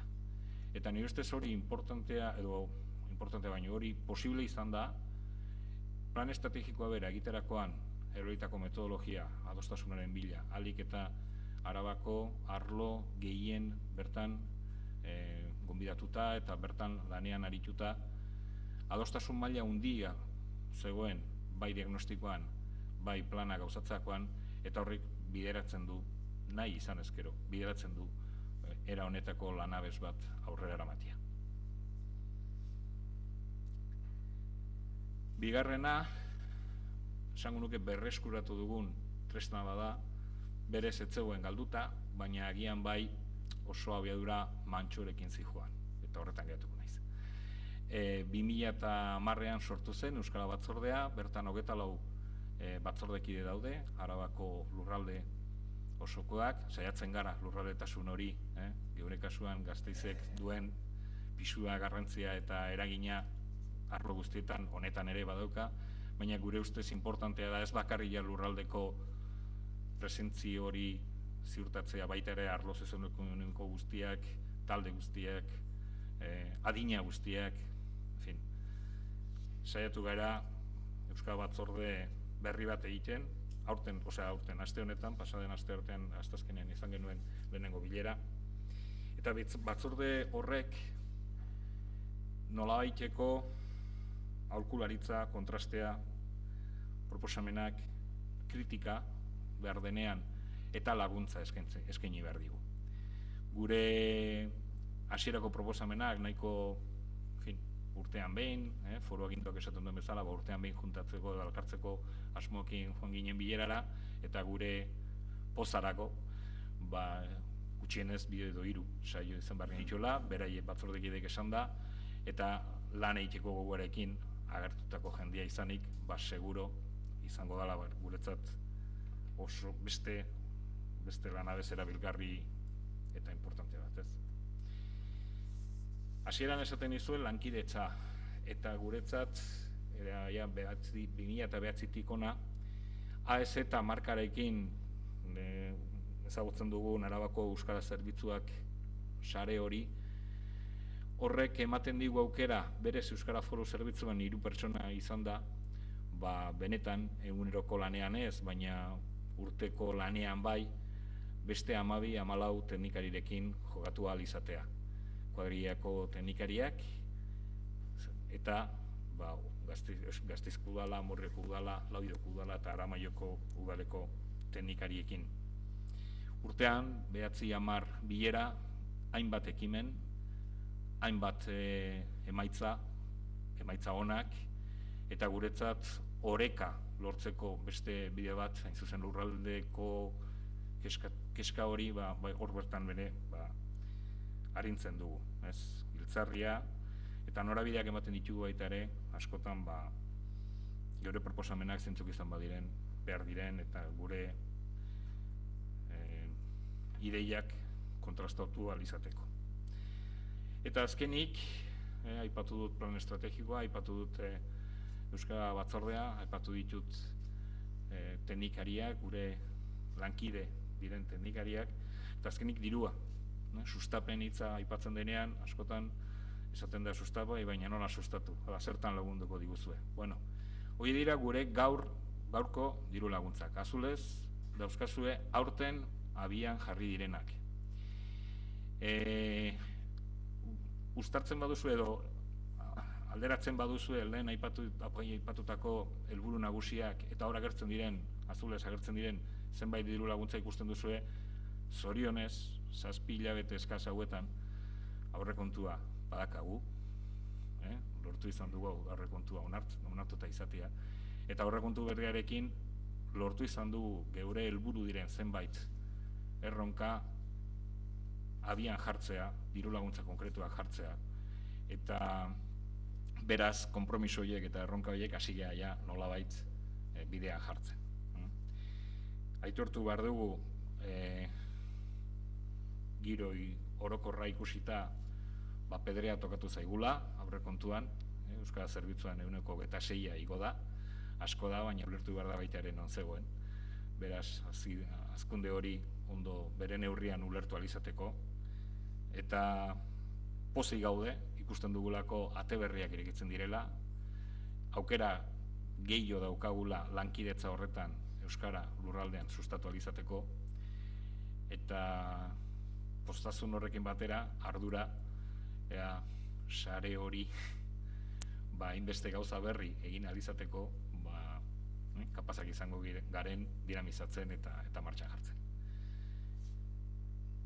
Nik uste dute onaino eta gero zalantzarik edo galderarik baldin badago, prest.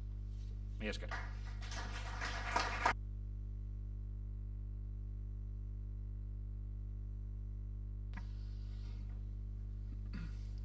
Orain zera ipiniko dugu, Bizkaiko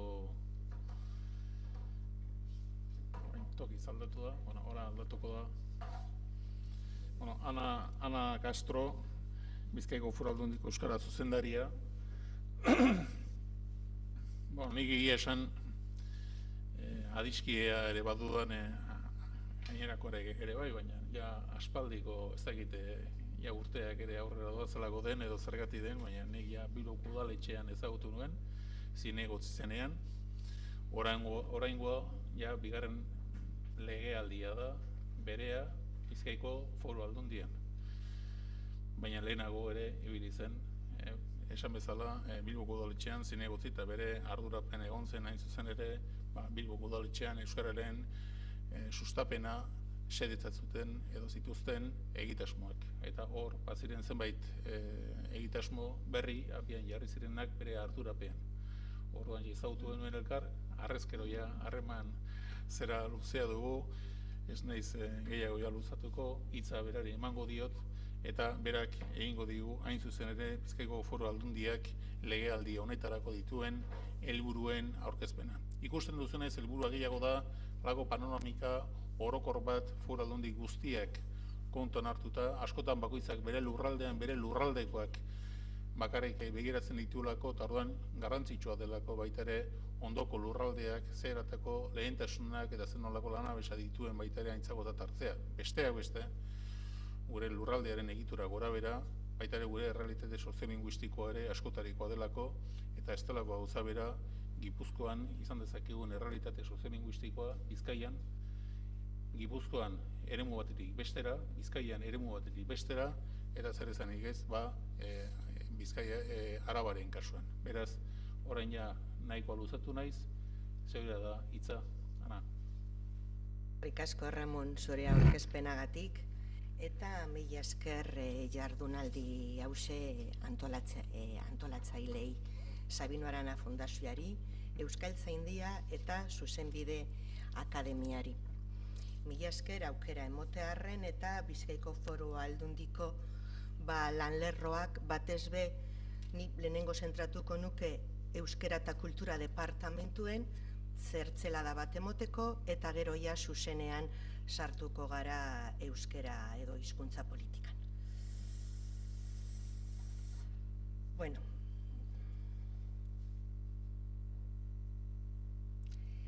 Hasiera baten eta kokatzeko nik aipatu nahi dut zein dan eta zein izango dan legegintzaldi honetan sailaren xedea. Garapen pertsonala zein taldekoa, bizikidetza eta gizarte kohesioa sendotzera bideratutako hizkuntza, kultura eta kirol politikak garatu nahi ditugu. Eta horretarako sailen arloak hauxe dira. Igual.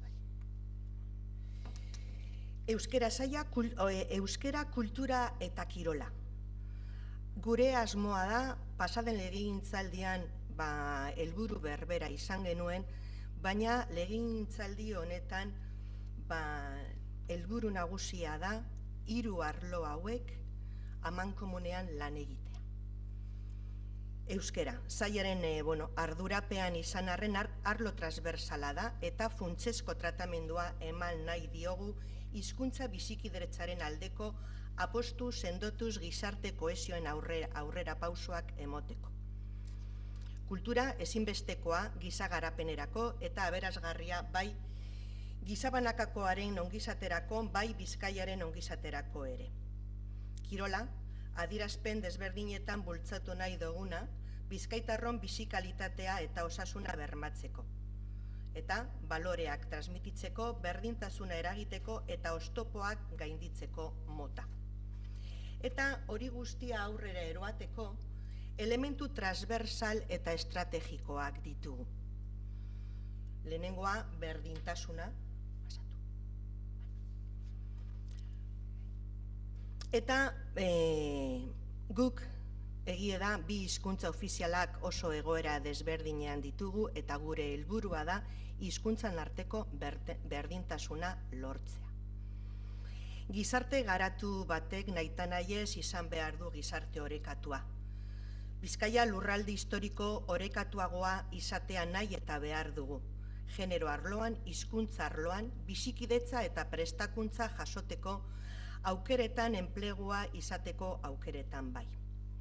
Gure arloetan berdintasuna sustatzea ez, berdintasunez jokatzea da gure erronka eta asmoa.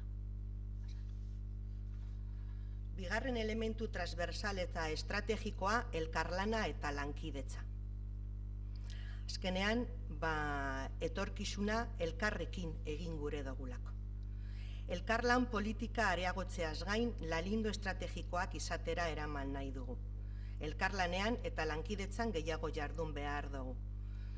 Kanporantz beste instituzio batzuekin, bizkaitarrei eta gure enpresei eragiten dien guztian, eta barrurantz, lurraldeko eragileen artean interakzio eta lankidetza guneak bideratuaz. Eta beste elementu transversal eta estrategikoa guretza da kohesioa eta solidaritatea.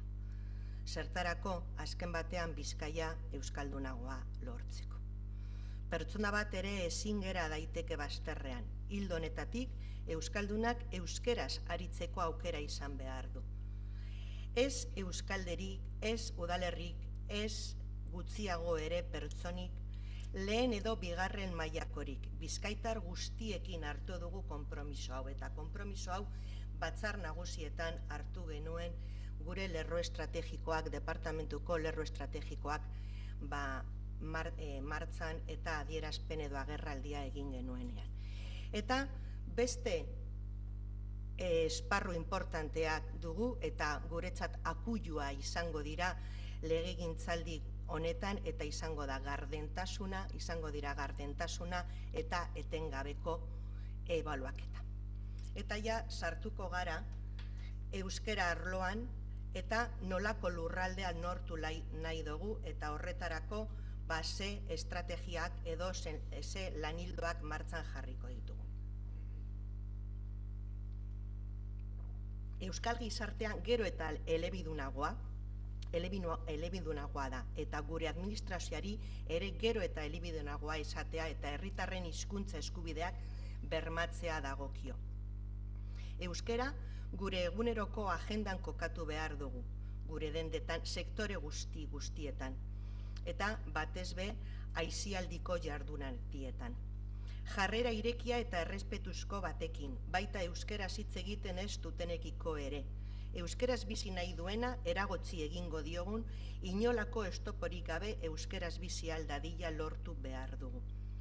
Euskara gero eta gehiago zubi hizkuntza bihurtu behar dugu gizarte eleaniztun honetan, eta gure gazteek aldaketaren eragileak izan behar dute lurralde kultura anizdun eta eleaniztunetarantz. Zertarako azkenean lurralde historiko euskaldun bat lortzeko. Eta horretara hori lortzeko abiapuntu batzu jarriko ditugu, edo jartzen ari gara. Euskara sustatu eta zaintzea lehentasunezko bat da Bizkaiko Foru Aldundiarentzat. Komunitate gisa irauteko euskara gizartean bete-betean erabiltzeko hizkuntza bilakatu behar da. Euskara ondare eta komunikazio tresna izanek uste dugu euskararen sustapenarekin eta hizkuntza bizikidetzarekin dugun konpromisoari eutzi egin behar diogula, gizarte kohesionaren eta kultura eraikuntzaren oinarria delako. Egia da, Bizkaian gero eta gizarte eleaniztasunean bizi garela. Esate baterako, Bizkaiko gizartea bera ere gero eta elebindunagoa da. Datu bat emoteko, azken inkesta soziolinguistikoaren arabera, Bizkaiko elebidunen kopurua 30,3% da. Eta horien artean 16,8% dira euskara beraien ama hizkuntza bezala dutenak.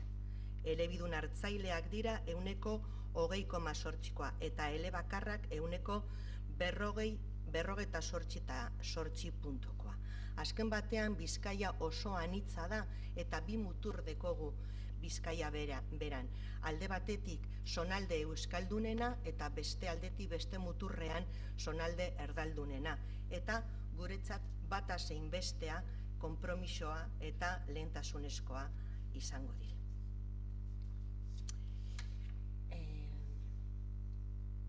Ez aurrekoa. Egia da euskararen normalizazio legeak esaten duela euskal botere publiko guztiek hartu beharko ditugula neurriak eta neurri egokiak eta baliabide nahikoak euskararen erabilera gizarte bizitzaren eremu guztietan bultzatzeko. Eta horretarako Bizkaiko Foru Aldundia gertu dago. Ez du utzik egin nahi euskararen erabilera aldundiaren jardueran guztiz normalizatu nahi dugu, bai zerbitzu hizkuntza gisa, baita lan hizkuntza gisa ere. Gure konpromiso oso argia da, eta arduradunok konpromiso hartzen dugu jarduera publiko guztietan euskararen erabilera areagotzeagatik. Gure konpromisoa argia da, euskararen erabilera bermatzeaz gain, gure eguneroko gizarte bizitzan indartuta eta purka-purka areagotuta ikusi nahi dugunez, horretarako bideratutako neurriak bultzatuko ditugu. Eta zelan ez, azkenengo abiapuntua izango da euskara indartu eta horretarako lehen esan dizudanez, indar guztia sartuko ditugu, baina hiztun guztiak hartuko ditugu kontutan, erdaldunak ere bai. Eta egingo ditugun ekintzekin eta egitasmoekin, gure helburua da liluratzea euskararen mundura hurbiltzeko. Helburua zein da euskararen helburua? Erabilera areagotzea. Hori horrela da. Euskara izanik gure ezaugarri propio nabarmena, euskal gizartearen identitate zeinu behinena, geroago eta hizkuntza biziago izaten jarraitzeko lan egingo dugu. Gero eta ezagunago eta erabileago izan dadin bizitzaren esparru guztietan. Azkenean lortu nahi duguna da euskara agenda guztietan agertzea. Eta euskalgintza orbana gizarteko sektore guztietara zabaltzea. Ez bakarrik kultura, kirola eta euskara edo euskararekin harremanak dituen esparrua, baizik eta esparru guztietara zabaldu nahi dugu. Gure agenda txertatu behar dugu euskara. Eta batez be orain arte arrotza izan diren esparruetara hurbildu behar dugu hizkuntza politika, ekonomia arloetara, zein enpresa arloetara. Eta horretarako lerro estrategiko batzuk jarriko ditugu abian. Euskararen ezagutza bultzatu eta erabilera hasten jarraitu. Elebakarren eta elebidunen artean komunikazio zube berriaz ereikiz. Eta Bizkaira etorritako beste hiztun komunidadei euskara hurbilduz. Datu bat bakarrik, Bilbon bakarrik badira jada 100 hizkuntzatik gora, eta orduan komunidade horiek bebai gurera ekarri behar dugu. Bizkaiera zaindu, Bizkaiera zaindu, eta Bizkaiera zaintzeko erakunde estrategiko batzuk ditugu. Labairu, Bizkaia Irratia, Mendebalde Elkartea, Euskaltzaindia, eta horiekin proiektu batzu daukagu abian gure tokian tokiko hizkera ezagutzera, bere ezagutza emotera eta bebai erabiltzera.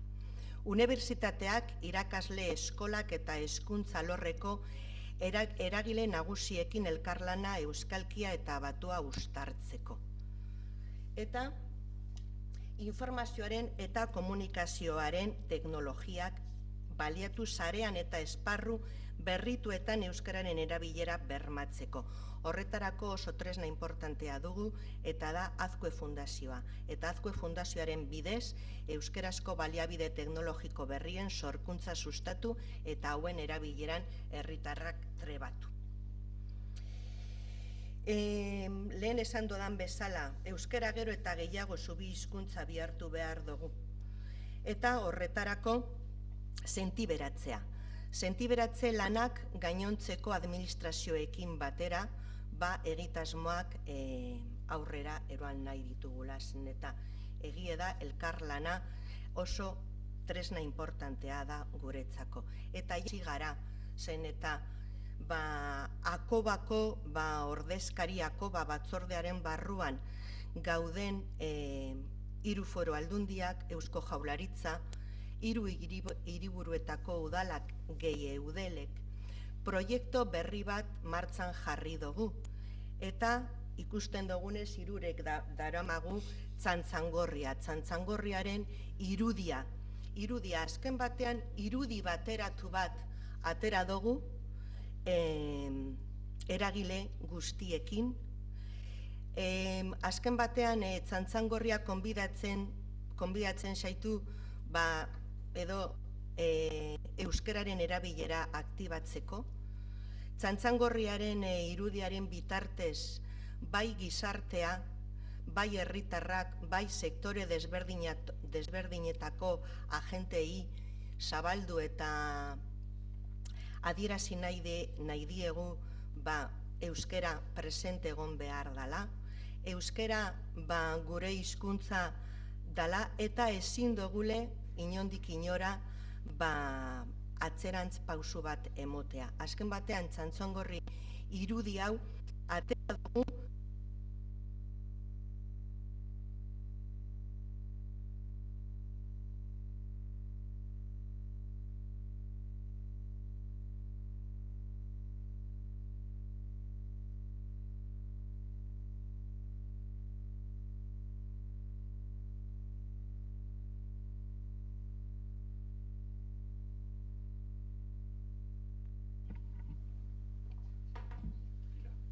Bueno, otsailaren 10ean, Txantzangorria edatze ekitaldia egin genuen Euskalduna Jauregian, eta, hor, Bizkaiko gizarteko sektore guztiekin, baina irudia ezin da geratu Euskaldunen norman artean kalera atera behar dugu, eta orain Euskararen Txantzangorriaren zabalkundea egiteko plangintza bat prestatzen ari gara, gizarteko sektore guztiekin. Guztiekin zen eta azkenean guztiok behar gara, euskara guztiok behar du gure proiektu honetan. Eta gero barrura begire, Bizkaiko Foru Aldundiaren aurrera begire administrazioa ere gero eta elebidunagoa izatea eta herritarren hizkuntza eskubideak bermatzea. Programa guztietan hizkuntza irizpideak bermatuko dugu. Beste departamentuko zuzendaritzak eta agenteak eta langileak irudi bat daukiela laia, eta da hizkuntza irizpideak haien bai dekretuetan edo diru laguntzen politiketan hor presente egon behar da hizkuntza irizpidea. Azken batean, hizkuntza irizpidea ez da bakarrik euskera edo kultura zuzendari departamentuarena, baizik eta besteon behar dugu aurrera eroan alizateko. Bizkaiko Foru Aldundian gero eta gehiago zerbitzu hizkuntza ez ezik, lan hizkuntza ere badaukagu. Hori lagungarria izaten da, martxan daukagu eta abian daukagu 2017 arte 5. plangintzaldia. 5. plangintzaldiaren barruan departamentu askotan erabilera sustatzeko mikroplanak martxan jarri ditugu. Eta azkenean erramienta osona da, tresna osona da, aldundiko unidade txikiak euskeraz bere lana egin alizateko. Hasiera espediente bat hasten denetik bukatu arte euskeraz egin alizateko. Eta alkarbiderekin eta udalekin koordinazioa bermatu nahi dugu ESEP garatzen laguntzeko. Hauek izaten dira gure lanlerroak, lanlerro estrategikoak. Baina lanlerro hauek aurrera eroan alizateko, nik esango nuke 3 tresna ezinbestekoak ditugula. Alde batetik aurrekontua, hor ikusten dozue partida potoloenak edo importanteenak, euskera ezagutza zabaltzeko hor daukagu oso proiektu importante bat, apostua egiten dugu euskararen ezagutzarekin, ez dugu nahi Bizkaiko Foru Aldundian bizkaitar bat bide alboan geratzea rekurso ekonomiko gitziagatik edo faltagatik, eta euskara ezin izango duela ikastea. Horrezegatik esfortzu egiten dugu eta hor beka batzuk aterako ditugu bizkaitar guztiek euskara ikasi ahal izateko. Ez bakarrik ikasi, baizik eta errendimentu parametro batzuengatik. Eta da, A1, AB eta B1 tituloak edo mailak akreditatzen dituzten bizkaitar guztiak diru laguntza jasoko dute bere esfortzuagatik eta bere euskararen ezagutzera hurbiltzeagatik. Asuntoa da eta helburua zein da, doakotasun bidean jarri nahi dugu euskararen ezagutza. Eta aurrekontua importantea bada, importantea bebai dala, gutxi horrela, gure balzo, importantea bebai dala guretzat hau guztia eroan alizateko, alde batetik, euskara zuzendaritzan lan egiten duten langile guztiak, haien barik ezin izango genituzke proiektu hauek aurrera ateratzea, eta zelanez elkarlanean aritzeko foroak. Hor daukagu, hor daukagu foro importante batzuk. Euskara bizia batzordea. Euskara bizia batzordea 2010ean jarri genuen martzan, baina pasaden abenduaren 2an berritu egin genuela. Orain berritu egin genuen kide berriak sartzeko eta gainera sektore desberdinetako ordezkariak sartu ahal izateko. Zergaitik lehen esan dudanagatik, nahi dugu euskara agenda guztietan egotea. Eta batez be ekonomia agendan, edabideen agendan, merkatarien agenda eta finantzia munduen agendan. Zeta leku guztietan hizkuntza irizpidekin jokatu behar dugulako. Nahi badugu, ezagutza eta erabileren arteko desoreka hori konpondu ahal izateko. Gero guretzat ezinbestekoa da Alkarbide foroa. Alkarbide foroa orain dela 15-18 urte martzan jarri genuen Bizkaiko Foro Aldundiaren barruan, eta guretzat oso foro importantea da, eta azken batean emoten dugu udaletan dan radiografia, edo gertatzen dan radiografia, eta bebai Bizkaiko euskara zerbitzuen eta teknikarien bilgunea da.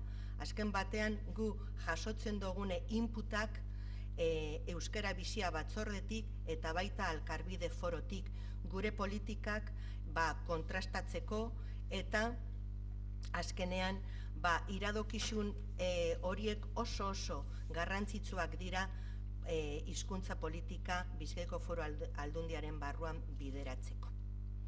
Gero bebai daukagu beste erakundeen arteko batzordeak, esate baterako Akoba, hor egoten gara herri aginten koordinazio batzordea da, eta handik irten da Txantzangorriaren egitasmoa, non parte hartzen dugu Eusko Jaurlaritza, 3 Foru Aldundiak, 3 hiriburuetako hiriburuak eta baita Eudel bebai. Euskara aholku batzordea eta erakundeen arteko bilerak. Hori funtsezkoa dira gure lanlerroak aurrera eroan alizateko. Eta beste aipu bat esan nahi izuet. Batzutan esaten dugu turismotik hainbat retorno jasotzen dugule, edo Bilbon edo Bizkaian kirolarekiko partido importante bat edo horrela dagoanean zenbat diru utzi dau gure kaleetan, gure ostalaritzan eta leku guztietan. Azken batean euskera sartzen dugun baliabideak ez dira gastoak, ezin ditugu gastoak bezala ulertu, baizik eta inbertsioa. Inbertsioa eta retornoa bebai. Momentu honetan euskera sektorean sartzen dan edo inbertitzen dan diru guzti hori retorno bat dauka, eta momentu honetan Euskal Autonomia Erkidegoan retorno hori 4,2 puntukoa da. nik uste dut hori datu oso aberasgarria dala eta kontutan hartzeko. Azkenean, euskera eta hizkuntza politiketan sartzen dugun diru baliabideak azken batean retorno daukate eta azkenean inbertsio on bat dala esango genuke. Azkenean, zergatik jarri dizuet trainera hori. Zeta guk uste dugu, Bizkaiko Foru Aldundian uste dugulako, azkenean, irudi bat plasmatu behar baldin badugu hizkuntza politika adierazteko edo trainera dala. Zergatik eta guztiok lan egin behar dugu azkenean helmuga heltzeko. Guztiok bakotza bere erantzunkizun desberdinekin. Agenteak, Bizkaiko gizartea eta nola ez erakundeak. Eta horretarako, nire solasaldia bukatzeko, eta beharrezkoa gara guztiok proiektu honetan, euskerak behar gaitu eta gu euskera behar dugulako. Eta hori transmititu nahi dizue Bizkaiko Foru Aldundien izenean.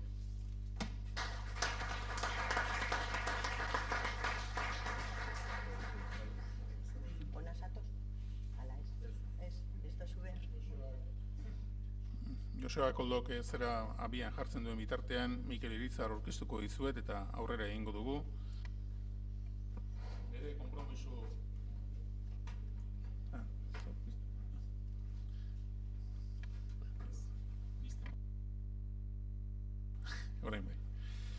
Bere konpromiso aktiboa toki komunikabideen sorrerarekin batera hasi zen, Arrasate Press eta Arrasate Telebistan lehen uneko kolaboratzaile izan zen, 1988 urtean, gero bi komunikabideo kudeatzeko sortu zen Arrasate Komunikabideak elkartearen presidente, ETB bat eta ETB bin 5 urtez eman ziren Hitzaro eta Lengua Biba saioen aurkezle izan zen, 1985-2000 urtean, bere ohiko lanean, Kutxan 2 urteko zehentzia hartu zuen Goienako operatiba antolatzeko, 1991-2011 urtean, eta bertan bildu zituzten Debagoieneko toki komunikabide guztiak. Kutxan, hizkuntza kudeaketaren arduradun izendatu zuten, eta gero gizarte ekintzarena, erretiroa hartu zuen arte. Ondoren, Euskaltzaleen topagunean eta tokikomen ere presidente jardun zuen, 2010-2014 aldian, eta iaztik, 2015ko abuztuaz geroztik, Gipuzkoako Foru Aldundian hizkuntza berdintasuneko zuzendari nagusia da. Mikel Irizar, zuk duzu hitza. Eskerrik asko, Ramon. Horrela esan da asko ematen du, zerbait urteak bete dituen seinale gutxienez. Eskerrik asko nik ere antolatzaile gonbidapenagatik. Gure kasuan oso parean dator, Gipuzkoako Foru Aldundiaren kasuan, hain zuzen ere, gobernu berriak bere plan estrategikoa bukatua du, eta nire zuzendaritzak plan estrategiko hortatik bere atalekoa ere inda dauka, beraz. Horretaz arituko naiz. Etxe barrurako ditugun lehentasunak, gizarteari begirakoak, berrikuntzarekin ditugun planak, eta hortez saiatuko naiz ondorio batzuk ataratzen. Goiza luze dijoa, honezkero gozea eta burua beteta ere ongo da, beraz saiatuko naiz harin. Datu batzuk Gipuzkoako Foru Aldundiari buruz, 2007 langile inguru ditu, horietatik lanpostuen 85%-ak bere hizkuntza eskakizuna betetzen du, eta hori duela 25 urte 15%-ak betetzen zuen, beraz 15%-ak betetzetik 15%-ak ez betetzera pasatu gara. 25 urtean hori salto izugarria da. Gaur egun densidade oso handia daukagu. Hor ez dut aipatu, baina gero gogoratu naiz, Diputatu Kontseilua euskeraz egiten da, azkenengo 3 legealdietan idaki dela, eta 3 legealdietan 3 alderdi gutxienez inplikatuta egon dira. Beraz, horrek ere, uste datu esanguratsua dela. Nire zuzendaritza diputatu nagusiaren kabinetean dago, eta gaina, lehen konturatuko zineten, baina diputatu nagusia oso aktiboa da euskeraren alde. Departamentuak 16 funtzionario ditu gehi zuzendaria, urteko aurrekontua 6 milio ingurukoa da, aldundiaren aurrekontua 7 milioikoa, beraz, zuzendaritzak aldundiaren aurrekontuaren ez da iristen 1%, baina hurbiltzen da. Aldundiaren plan, apropos jarri, PDF-etik harrapatu dut hori, horrela nahi nun jartzea letra oso txikia da, baina gutxienez, Gipuzkoa lurralde lehiakorra, inteligente aurrekatu eta sortzaldea, beraztasun sorrera iraunkorra, pertsonen ongizatea, herritarren arteko elkarbizitza eta hizkuntza eta genero berdintasuna bermatzen dituena, gizarte desberdintasunek edapen txikien hartzen duten Europako lurraldea bilakatua. Hori da, aldundiak daukan, Gipuzkoa Foru Aldundiak daukan ikuspegia. Eta jarri dut interesatzen zeralako asko desberdintasuna eta berdintasun kontzeptu hori aipatzea. Aldundi berdintzailea da, esparru guztitan. Desberdintasunen kontrako aldundia. Eta Gipuzkoa nahi luke desberdintasun ahalik eta txikienak dituen lurralde izatea. Bueno, nire zuzendaritza, lehen euskera zuzendaritza zen, gaur egun hizkuntza berdintasuneko zuzendaritza da. Eta ikuspegi hortik eratorrita daude 50 bat helburu estrategikoak aldundian, da 5. helburuak ez dut osorik ekarri, baina hau ikusten du. Euskararen defektuzko erabilera bultzatzea.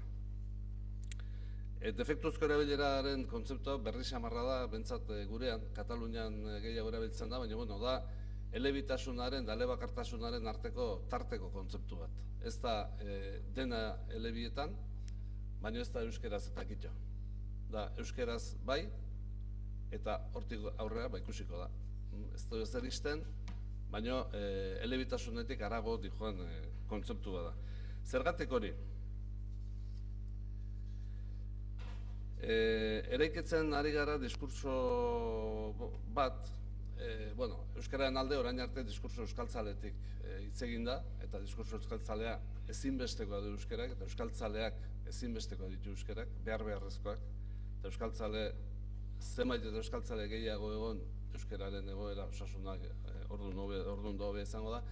Diskurso horrek itzalean uzten ditu euskararekin harreman berezirik ez dutenak, ez dakitenak, importatzaienak edo dena delakoak.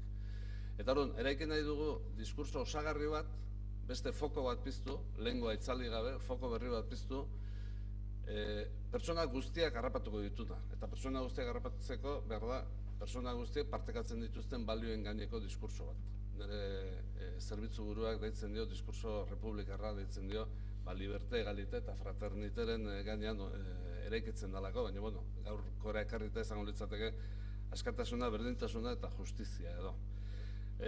Askatasuna iruditzen zait beharrezko dela aitortzea eta euskaltzaleok ez dugu beti hortan asmatu, aitortzea bi hizkuntza ofizial dauden lekuat eta esparru ez araututan pertsonak askatasuna behar duela bere autu linguistikoa egiteko. Eta hori esplizitatu behar da, eta hori bada hizkuntza berdintasuneko zuzendariaren ardura baita ere. Noski, askatasunak berarekin darama berdintasuna. Hau da, autu bat erabat librea bada eta beste autua ez bada librea, orduan ez dago berdintasunik. Hortarako zein da ezinbesteko baldintza, ulermena. Ulermena. Gutxienez, gure solaskideak ulertu behar dugu euskara ziten dugunean, guk gaztelania ziten duguna ulertzen dugun bezala. Hori da, berdintasunerako baldintza. Eta hori ez dagoenean, ez dago berdintasunik. Terminoetan ditzen beharra dago, hiztunen artean,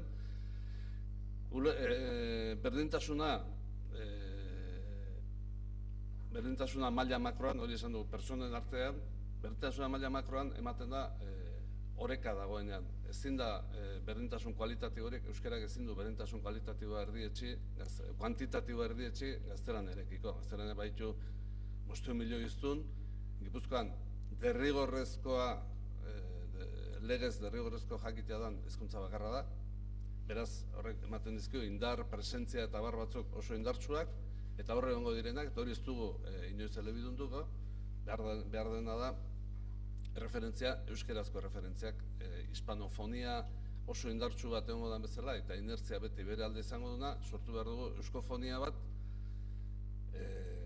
txikiagoa izango da noski, baina izango da bertakoagoa, izango da berezia, izango da beste erakargarritasun batzuk izango dituna, neurriarekin zerikusia ez dutenak.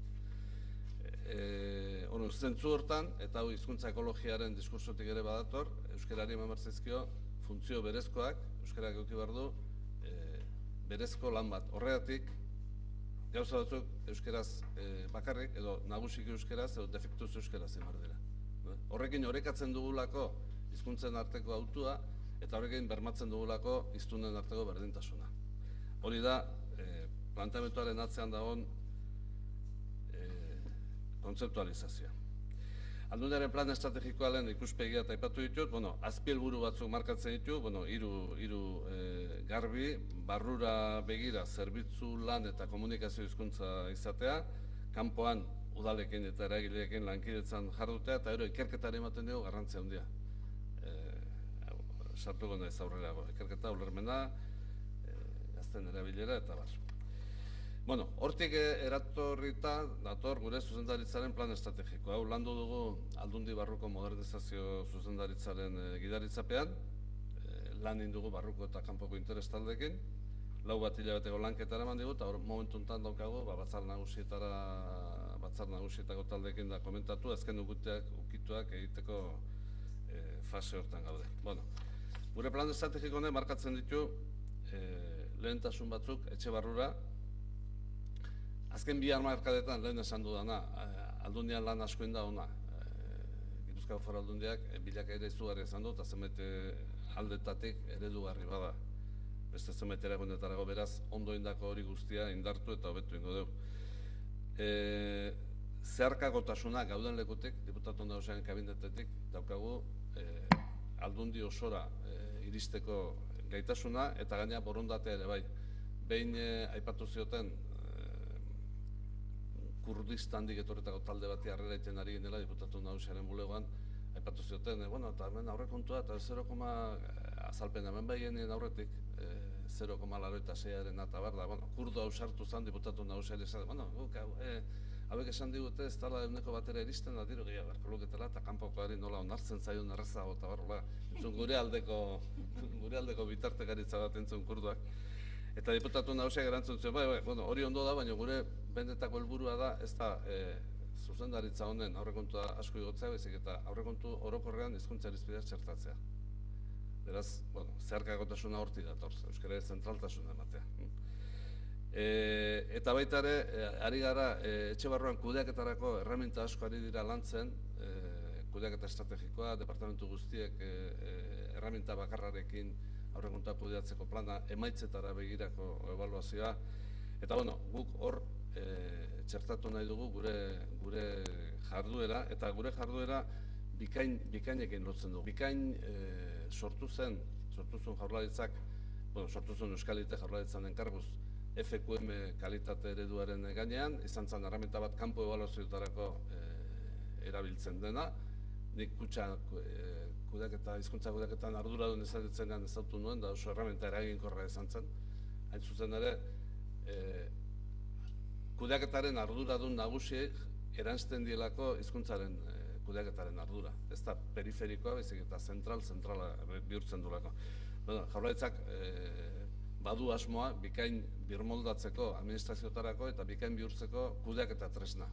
Hau oraintxe fase birdiseinu eta fase esperimentalean dago, baina espero da udazkenerako egongo dala prest, eta guk erraminta hortan jarri dugu sekulako fedea. Erraminta hori txertatuko dugu gure kudeaketa, Aldundiaren kudeaketa osoko planean, eta horrekin pentsatzen dugu, lortuko dugu hori. Aldundia bere osotasunean arduratzea hizkuntzaz, eta gu izatea laguntzaile, aholkulari eta animatzaileak. Etxe barruan, uste hori izango dela bilakaera. Gizarteari begira, nire izendapena azaldu zuen diputatu nagusia betara esan zuen, sektoretik datorren persona bada, gurekin kolaboratzeko prest dauna, zubigintza eskatzen diogu, zubigintza izango da gure izaten ari da dauneko gure ardura nagusia, udalekin, eragilekin, eta bar. Baina hemen planteatu duguna da, euskalgintzari da, ari gara esaten, euskaren biziberritze prozesua, apalaldian, geldialdian, bide burutzean, urte dagoen, hemendik aurrera zer, planteatu da Euskararen aholku batzordean. Gure erantzuna da, eztabaidatu ezagun. Gipuzkoako Foru Aldundiaren erantzuna izan da, 2016ko aurrekontua da 2015koaren igualan, ez da gobernu aldatu den, hau da, ez dugu ezer aldatu, eta enplazatu dugu Euskalgintza partaidetza prozesu baten parte hartzera. Eta hori hasiko da martxoan, martxotik ekainera edo, egingo dugu prozesu parte hartzaile bat, galdera hau mahai gainen jarrita. Zer egin behar dugu diferente, eraginkorragoak izateko. Iraganeko erritmoak berreskuratzeko. Eta hortik, ari mutur batzuk ataratzen bali baditugu, horiek eramango dituzke hurrengo aurrekontutara. Eta prozesuak, espero dugu, prozesua arrakastatxo izango litzateke besterik ez bada gustora uzten baditu, eta gustora uzten dituen prozesu hori errepikatzen jungo inateke, harik eta ari mutur horiek hildo sakon bihurtzen dien arte. Hau gizarteari begira planteamentua, eta zeharka daukagu planteatuta berrikuntza. Berrikuntza, gauza ezberdinak egin behar ditugu, berrikuntza behar da eta berrikuntzarako ikerketa da lehentasuna. Berrikuntza ezin da bakarriko okurrentziatan oinarritu, intuizia oso garrantzitsua dira, baina intuizio horiek behar dute gero sostengu zientifikoa eta orduan ikerketa oso garrantzitsua dugu. Badugu soziolinguistika klusterrarekin historikoki hitzarmen bat, hitzarmen hori zabaldu indugu eta baliabide gehiago jarri ditugu. Eta ari gara, aipatuko dizkitzuet oso asialetik, ero nahi baduzu zerbait galdetu, lan hildo batzuk. Tokiko aktibazioa sustatzeko metodologia bat nahi genduke. Erakunde plangintza dabiltzan toki aktibazioetik nator, eta hortan asko sinisten dut. Plangintza eraginkorra da tokiko aktibazioa balima da. Tokiko eragileak aktibatuta balima daude, hazia ernetzen da lurra aurrez prestatuta eta ongarrituta balima dago. Bestela, parakaidismoa egiten da sarri erakundetatik. Eta orduan, hemen nahi dugu metodologia bat eskaini tokiko eragileei beraien arten aktibazioa landu dezaten, eta gero bai emango dizkigu interventziorako tresna zehatzak. 10-16 adintarteko hizkuntza tunela ditzen dugu, eta hori batzuk zer pejoratiboa aurkituko diote, baina konstatazio batetik indako planteamentua da. 10 urtea bitarten, espazio ireki bat, non hiztunak leialtasuna badioten eskolan edo familian edo bietan hartutako hizkuntzari, eta gero 16-17 urtekin dator autokonstientea, unibertsitatearekin lotua edo bestelako zer batzukin. Baina kontua da, lehenengo esparrutik, bigarren esparrura hor itukin asko daude, jario asko daude, eta hor galera handia dago hizkuntza ohituretan. Bueno, planteamendu izango litzake zer egin behar da, 10 urte, lehenengo espazio hori bigarren espazioarekin konektatzeko, ze akonpainamentu egin behar zaion pertsonari, hiztunari, ingo duen ibilbide hortan, izan musika eskola, izan aisialdiko zera, izan kirol talde dana dela, alik eta jario gutxienekin iritsi daitezen 16 urtera, autu egiteko momentura, alik eta euskal hiztunago iritsi daitezen. Hori ez da beste ikerketa lerro bat. Ulermenarena, esan dugu lehen, ulermena azkar lantzeko metodologia beste hizkuntza batzuetan badago, eta hemen asko aurreratuko den duke. Pentsa guk euskaldunok zenbait gehiago ingo den duken euskeraz jakingo bagendu mundu guztiak ulertzen gaituela. Naiz eta erderaz erantzungo diguten. Ulermena lantzeko metodologia bat planteatu dugu abeekin eta egon dien esperimentu batzukin, eta nahi genduke hortik ere ondorio batzuk atara. Enpresetan, arlo sozioekonomikoan eragiteko planteatu dugu baita ere, euskera planetan, euskera berdintasun plantamentutan erabiltzen diruai pizgarri fiskalak jartzearena. Diru laguntza sisteman ezoikoa da eta horrekin problema dauzkagu. Europan ez da hainoikoa gizarte ekimen indartsu bat egotea eta lankidetzan jarri dute erakundeekin. Eta gure diru laguntza sistemak zenbait aldiz ziurgabetasun juridiko desenteak izaten ditu, eta hor badaukagu asmoa, berme juridikoak bilatzekoa. Eta, diskurtsoaren gainen, esperimentatzen ari gara eta jarraituko du esperimentatzen. Nahi genduke, ez diskurso bakar bat, bezik eta diskurso multzo bat eukitzea, hartzaile bakoitzari diskurtsorik egokiena luzatzeko. Eta bukatzeko ondorio batzuk, ikusi ditudanak, 6 hilabete daramatzat karguan, denbora honetan, Euskalgintzako praktikamente eragile guztiekin egon naiz, eta ikusi ditudan gauzak. Alde batetik, humiltasuna handia dago. Humiltasuna bai estutasun ekonomikoek eragindakoa, eta baita ere bidegurutze sensazio horrek eragin dago baita ere. Inork ez dauka agi absolutorik momentu honetan.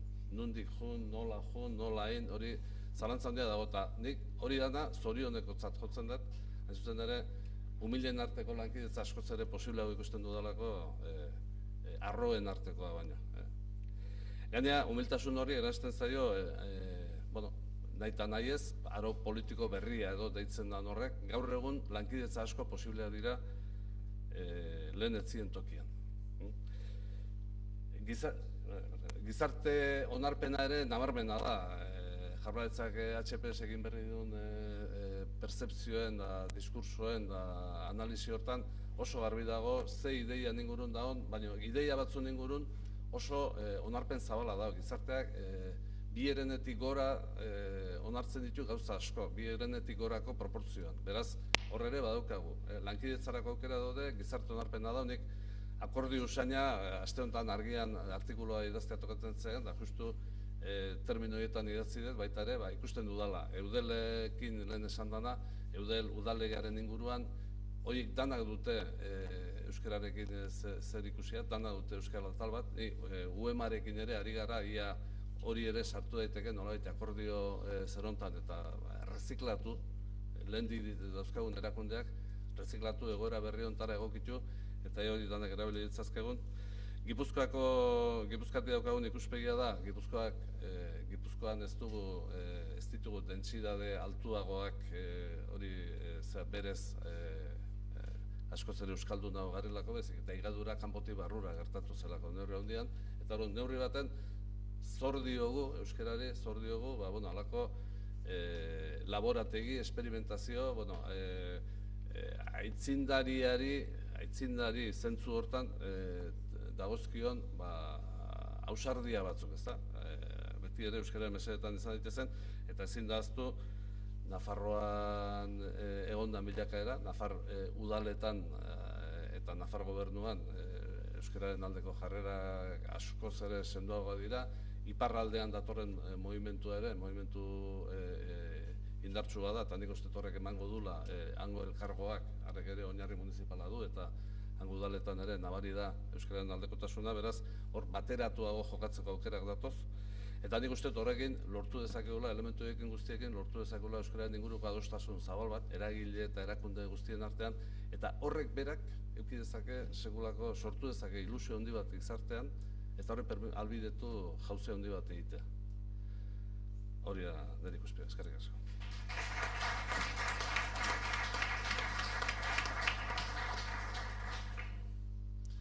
Orain hartuko dugu 10 minutu hola galderak eta bestelako iritziak eta jasotzeko, badaki gero txakolin bana hartzeko gogoz egongo zaretela, baina hori ere gero xiago hartzeko modua izango du. Hor mikrofono bat badago, beraz esku altxatu, hitz egin nahi duenak edo zerbait galdetu nahi duenak, honekin pixkat eman nahi genuena zen 3 foro aldundiak batera, nolabait ekarriz holako panoramika zabal bat, bakoitza zertan dabilen, zer erateko helburuak eta zer daukan eskuartean, pixkat igual bakarka, behar bada ikuspegi bat edo beste izan daitekelako edo izan dezakegulako, baina hirurek batera aztertuz gero horrek beste erabateko aukerak ematen dituelako. Ez dakit humiltasunaz eta arrokeriaz aipua egin duzuenean Madrilgo gobernuaren eraketa zaritzinen edo zertaz, baina bere horretan utziko dugu. Argine? Mendizabal naiz da guain legebiltzarkide. Politika aldetik joko dut. Podemos efektua eta euskera nola ikusten duzu, ez dakit zuek badokazuen batzarkideik, Gipuzkoan badago, bestetan zer daun, ez dakit pertzepzioa, zein pertzepzio dakezuen, Nafarroako historie ezautzen dugu komunikabidetatik eta Podemos eta euskera bakoitzek ze iritzi dauken horri buruz. Eskerrik asko.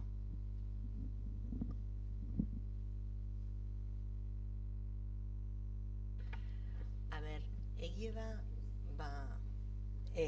guk esperientzia handirik ez dekogu, baina bai batzar nagusietan 3 edo 4 galdera euskararekiko egin dituztenean, azken batean ondo joan da, eta gu aurkeztu ditugun proiektuak edo egitasmoak alde bota egin dute, alde hortatik gu momentuz ez dugu inongo arazorik izan, bai ibilten direla, bueno, hor baltzarkidea ditugu bai, haiek erantzun bat emonalizateko, baina egia da nik esango nuke gutxienez Bizkaian itxu bezala dabiltzatela galderak egiten.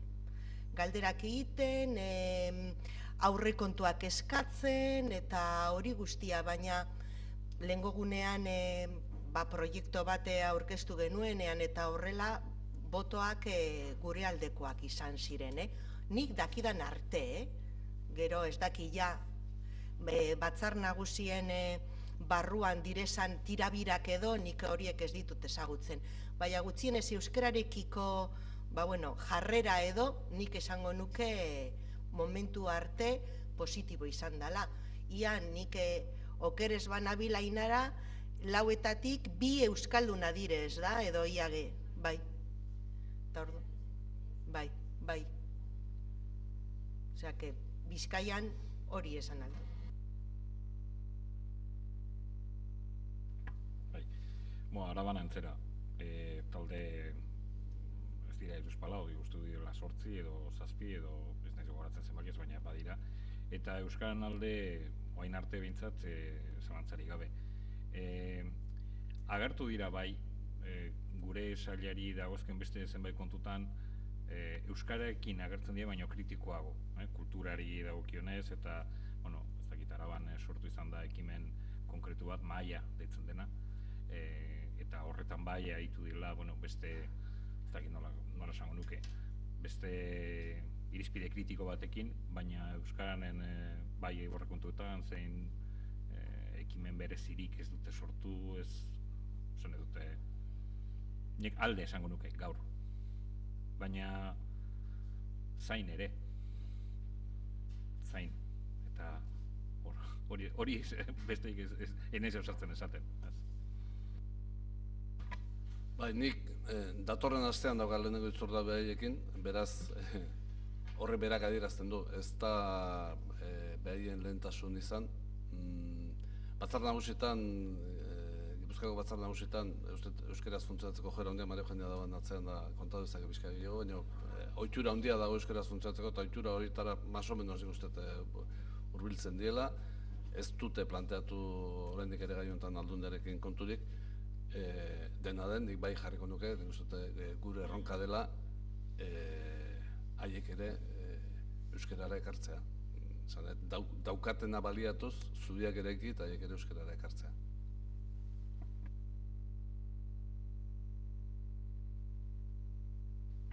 Iritzi gehiago? Hor behar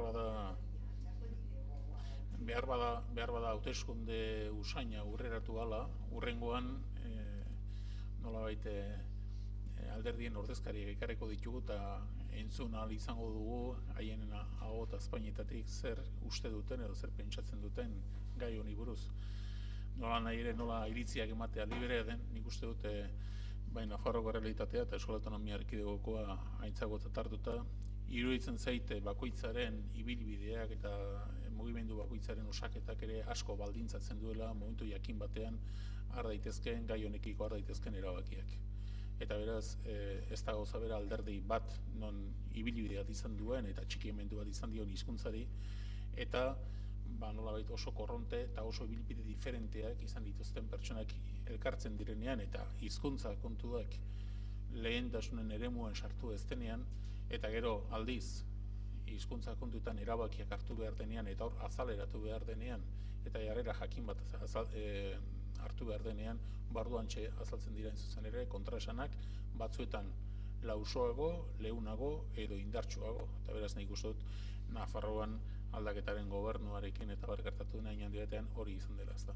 Eta horren inguruan ez bakarrik mugimendu horrek, baizik eta inguruan izan dituen sindikatu eta funtzionario eta horretara nolabait oposaketara aurkeztu nahi diren pertsonak eta abar, ezta. Ikusi behar dena da norberak erantzunkizun politikoak hartzen dituenean eta erabakiak hartzea tokatzen zaionean zeratako erabakiak eta erabaki horien eremuan nolabait adosasunerako zegiro egon liteke. Nik uste dut nola nahi ere iruditzen zait oro bat, askotan, aipatu dira alako daurreko baten entzun dituen, alako geldialdi, edo alako paradigma aldaketa, alako kontuak behar bada igual askotan hitz egiten dugu horri buruz, baina iruditzen zait euskarari dagokionez iraganari begiratuta bagaudela baldintzetan jauzi kualitatibo importante bat emateko etorkizunean, baldin eta espaloien eremuetatik bidearen erdira urreratzeko borondatea erakusten baldin bada. Eta horrek eskatzen duena da sasoi bateko motxilak gainetik kentzea eta pixkat noranzko horretan lankidetzan eta proiektuak partekatuz aritzeko borondatea agertzea. Baina horrek eskatzen duena da baita ere ez honen beste esatea lehia politikotik altera behar dugu euskara eta esanaz batera gero lehia politikoa baliatu baizik da benetan lehia politikotik ateratzea eta lankidetzarako egiazko borondatea eta urratsak egitea. Nik uste dut hor badagoela eremu zabal bat, non iraganeko ajeak astinduz egin dezakegun eta baldintzak ditugun ikaragarri nolabait aurrera egiteko eta indar berriz, hizkuntzaren indar berritze kontuei eusteko. Baina hori nire guztatik eta nire iritzi soiletik. Pentsatzen dut jendean nekatuta dagoela, eta beraz, txakorin bana gutxienez hartzeko aukera izango du gutxienez, horrek ez du esan nahi, horrez gainera zera, eskerrik asko, Mikel, Joseba Koldo, Ana de Castro,